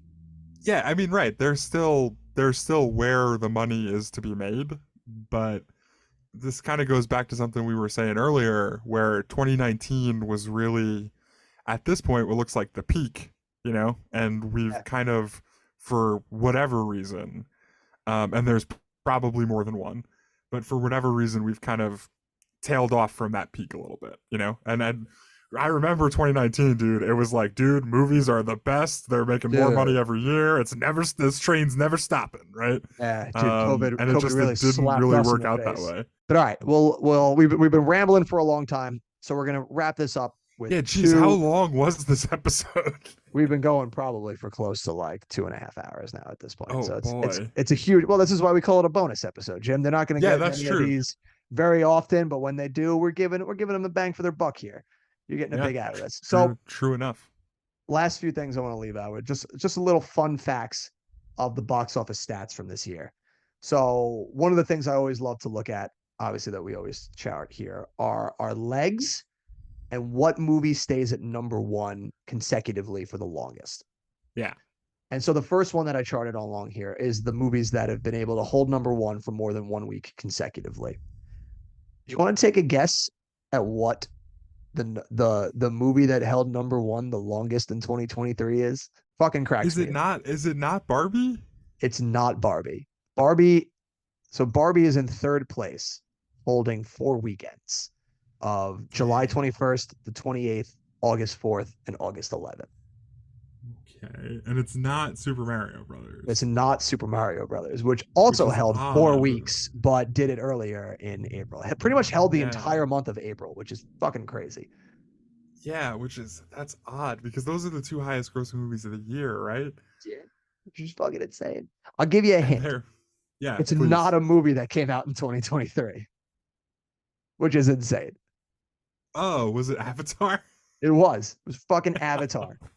That makes sense. That was actually a pretty easy one, I think. Dude, Avatar held number one consecutively 7 weekends in a row. Yeah. Yeah, it makes sense, dude. That's fucking insane. The long-awaited sequel to Fucking one of the insane. biggest movies of all time. Yeah, It's a lot of insane. people went and saw it. But all the movies that managed to do it, the bottom of the list yet, Hunger Games did it, held 2 weekends. Five Nights at Okay. Freddy's did it, held 2 weekends. Five Taylor Nights at Swift, Freddy's. yeah, Five Nights at Freddy's held 2 weekends. Unbelievable. Taylor Swift did it, also holding 2 weekends. Guardians Okay. of the Galaxy and Ant-Man and the Wasp both also held 2 weekends. The Nun 2 beat all of those movies, held 3 weekends. Ooh, good Yeah, for the that's Nun it. too. Yeah. And then Barbie and Super Mario Brothers each held 4. And then, surprise, surprise, what movie do you think then held the best legs in 2023, Jim? The movie that stayed in the top 10 for the longest in 2023? Is it Avatar? It is Avatar: The Way of Water. Avatar: The Way of Water, 2023 alone, spent 12 motherfucking weeks in the top 10. Yeah. It's Yeah, insane. dude, we talked about this, dude. Avatar is competing against nobody. You know what I Dude, mean? not only that, one last little thing for Avatar that we gotta talk about for at least this year. So if you count what Avatar made at the domestic box office, only $2023. So what it made from January 1st, 2023 on made Yeah. 283 million domestically. That's enough Oh to no. beat Ant-Man, John Wick, Sound of Freedom, Indiana Jones, Mission Impossible, Hunger Games. It's the number 7th highest grossing domestic movie of 2023, and it came out in 2022. It Right. And beat, you're completely leaving off its two biggest weekends, right? yeah, Yeah. it's fucking insane. Yeah, and What then did you think of Avatar, by the way? It feels like we got to talk about it a little bit because we're talking about the insane box office run. yeah, I loved it. James Cameron Yeah, gets me me, too. man. James Cameron Me gets me, too. bro. Like, and all of the things that people always use to deride it, to me, never makes any sense because they'll watch 30 Marvel movies in a row that are the exact same fucking movie, cut and paste, and be like, yeah, this is cinema. But then, like, I'll be like, I like Avatar, and they'll be like, dude, it's just Pocahontas in space. It's like, yeah, and like It's like, dude, that doesn't sound you cool to can do you? that with literally any Any movie that movie. Yeah, you ever do it in any exists. movie. It's Everything is also dances. derivative. It's also Dances with Wolves in space. But also Yeah. like, if someone came into my office and I was making movies and they were like, "Dude, I want to make Dances with Wolves, but in space with aliens," I'd be like, "Here's a blank check. Get the fuck out of my office and do it right now." Like Yeah, I that mean sounds if it like was awesome. James Cameron, Yeah, even yeah. if it was James Cameron Right? too. Yeah. Like James Cameron Right? comes in and goes, "I'm gonna make Dances with Wolves, but in space with blue aliens." And I'd be like, "Bro, you don't even gotta tell me what you want. Just take the check." Yeah, and it's gonna be like the biggest event in the history of cinema. Like everybody's gonna want to go see it because it's groundbreaking. And like, Dude, yeah, the I don't know. last hour of The Way of Water is so goddamn thrilling. I love it. Yeah, I love it. it's thrilling and it looks Amazing. incredible, dude. There's Dude, like no other way. It's when so over he the top goes, good. when Jake Sully goes to collect his kids and he has this standoff with the colonel, and the colonel's Yep. got his kid, and the Neytiri grabs Spider, and they make the trade, and they're like backing out into the water, and the colonel just goes like, how are you gonna feel knowing I'm gonna hunt you to the ends of the earth? And Jake Sully just turns around and just goes, "Let's get it done then," and just fights him. I'm like, dude, this is Yeah, the sickest movie ever, bro. Like, get the yeah, fuck out of yeah. here. Good movie, yeah. And I think it had a good story, dude. Like I think So did like I. the relationships are really well fleshed out and they're it's like well executed. It's It's the same thing we were talking about with Titanic and like back way back when in like episode 2 where he's not doing anything groundbreaking in terms of like a story you haven't heard before, but he's doing what's been a classic kind of story for I don't know all of human history probably. You know what I mean? People have been telling that story since like God knows when. So I mean, he's doing that really well. It's good. That's how I look at it. fantastic filmmaker. The dude just knows how to do blockbuster spectacle on a level that nobody else can. Oh yeah, it's still crazy though that Barbie and Super Mario Brothers, for as big as they were, could not touch Avatar. It's 12 Yeah. weeks in the top 10. Barbie Well, came yeah, and I close. mean, So Barbie came in at number 2. Barbie tied with Puss in Boots: The Last Wish, another movie from 2022 that oh, also stayed in the top 10 for an obscene amount of time. The Barbie and Puss in Boots, 11 weeks in the top 10. yeah, so close. Yeah, Yeah. Close. And then Mario tied with Oppenheimer at 10 weeks. yeah, that makes sense. Yeah. So those are the big ones. It's going to be very interesting going into 2024 now, because we've been talking so much about this sort of franchise fatigue and movies not living up to their potential. And 2024 has so many goddamn fucking sequels coming out. I thought 2023 was insane. This year is going to be absurd with the amount of sequels that it's putting out. Yeah, I It's absurd. Is there any movie I'm that excited for you're Dune most anyway. for Dune? I am excited for Dune. I mean, listen, I'm not against sequels and reboots and remakes. If Yeah, you're doing it right and you're taking the time to make sure that you're making the best movie possible, I'm always going to give you the benefit of the doubt, and I'm always going to give the movie a chance. But when you sit there and you see like, oh, they're making a Madam Web movie, it's like, come on, dude. Like, just stop. I think the movie I'm most excited for in 2024 is Kingdom of the Planet of the Apes. okay. Good luck with Yeah, that. I'm hoping. Oh, I mean, Dawn of the Planet of the Apes and War for the Planet of the Apes are two of my like favorite movies of all time. Which two are those of the So new like Dawn is the one with Jason Clarke and Gary Oldman, where they're in the woods and they got to restart the dam. I And I've only ever seen one of these movies. oh, you So I'm fucker! asking more like the chronology. Like No is that fucking is no. Dawn the one with James Franco? No, that's Rise. That's the first one. So you've seen Okay, the first okay. one. No, I haven't seen the first one. I just know that James Franco's in it. Oh, Jesus Christ. All right, that's your homework. Go watch those movies because they're like the best. The Well, only the only Rise one is I Rise saw is the one okay. when He's like, okay, sorry, go ahead. I saw the Tim Burton one. No, no, not the Tim Burton one. God, I did see that, but no.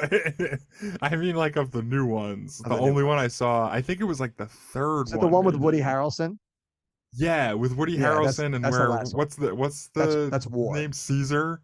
Yeah, that's Like when War. he's Caesar's like in the cage for like most of the movie. Yeah, that's War for the Planet of the Apes. Yes, you should go watch those movies because Rise is solid. Dawn is one of my favorite action movies of the modern Okay. era. And War is also really fantastic. Okay. Yeah. I So, remember not really liking War, but I well, admit that I you might have also just came been in in a weird on the mood. third one. Well, yeah, but we talked about this. It should be able to be its own movie. I It's shouldn't true. It need to see should the be able first to two. be its own movie, but I think you should revisit. I think you should revisit and see if your thoughts have changed at all, because I think you might enjoy it this time around. Like if your movie has homework, I don't want anything. The fuck I'm up. mad. I'm angry at Go you. watch the go watch the Planet of the Apes movies. You fuck. I'll watch them at some point.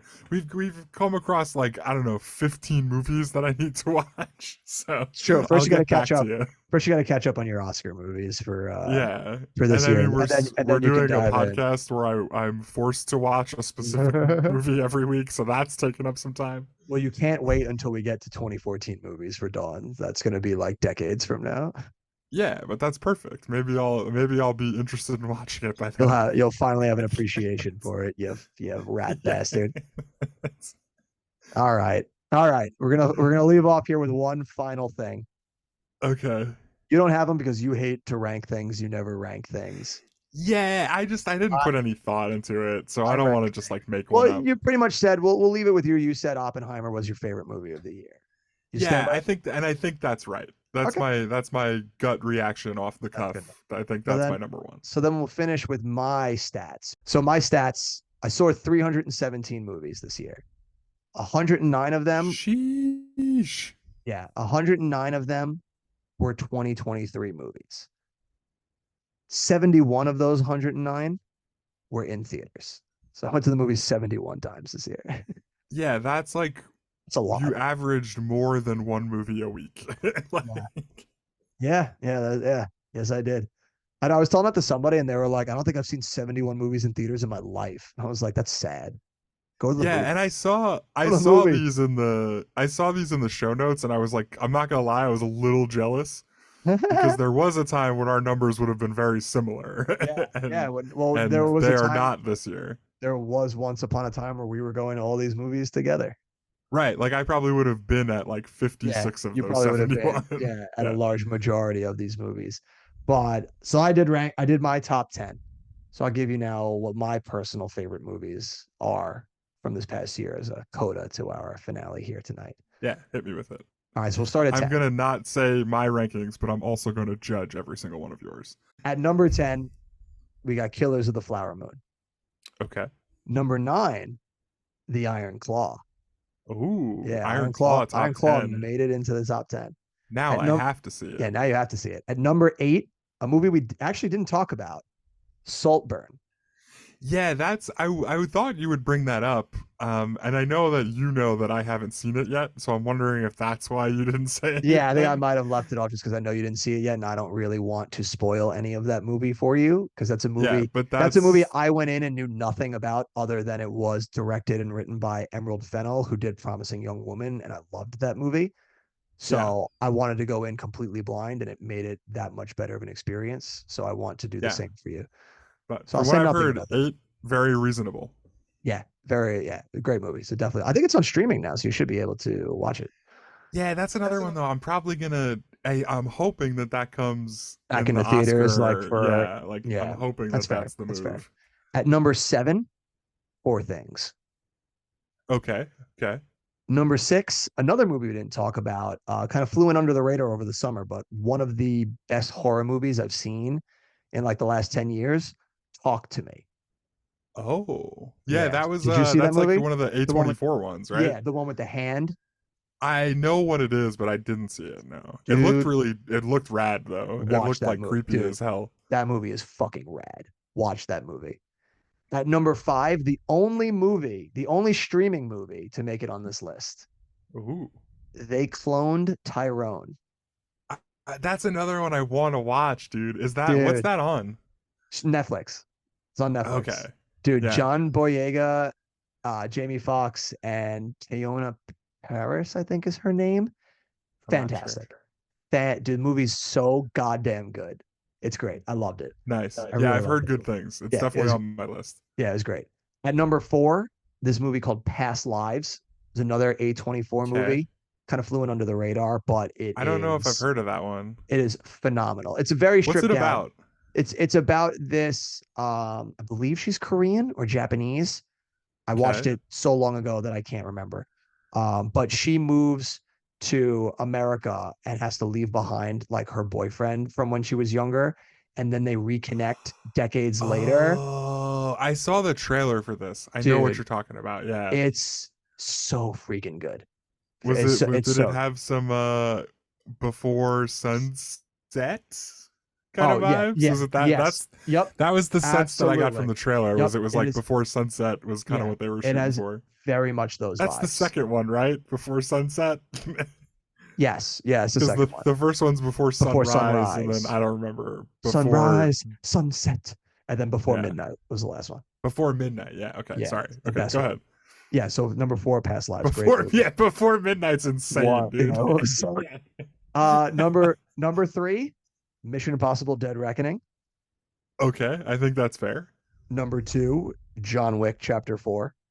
Wow, number two. Yeah, Okay. dude, that movie just stayed with me and I just Yeah. fucking loved it. And you know me, I I'm mean, I'm I'm big action is really my big, bread and butter. So if you give yeah. me a really good fucking action movie, it's gonna go a long way with me. Yeah, I mean, if I really like sat down and tried to make a top 10, this would definitely be in there. Yeah, Again, I haven't really thought about it, so I don't want to say exactly where, but it'd that's probably fair. be in my That's top fair. 10. Yeah. And then my number one, Oppenheimer. My Nice. number one Yeah, is dude. also Oppenheimer. Dude, That Oppenheimer. movie just floored me. So great. Christopher Nolan, maestro, absolute maestro. Yeah.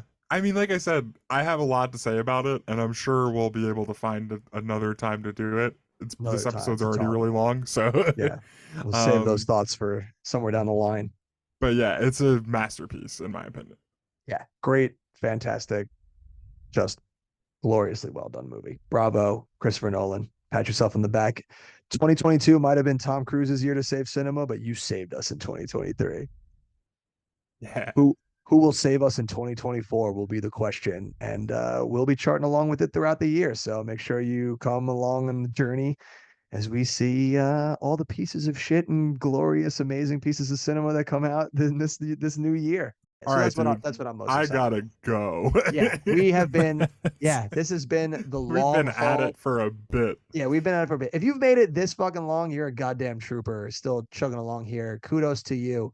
You are a true front row cinema fan, and we salute you. Jim is not going to leave us with anything tonight because he's tapped of all No, information. Unless you got a I'm good amazed I soundboard. made it this long. You got a good soundboard to send the people home with. No, I mean like I played a I Play a have a couple. lot on here, but there's nothing He's in got nothing particular. for you right now. He is drained. If you could see him, he's got two eyes closed already. He's ready for bed. But No, that my eyes are open. I can see, sir. you can Okay. see you do I'm looking at the things and I don't know. I don't think there's anything got that's a nothing. good There's nothing. It's all ender right. today. We've kept these people here for way too long. You're ready for bed. We're ready for bed. Go on, go sleep. We'll see you in 2024 with some great movies. And as always, we'll see you at the movies.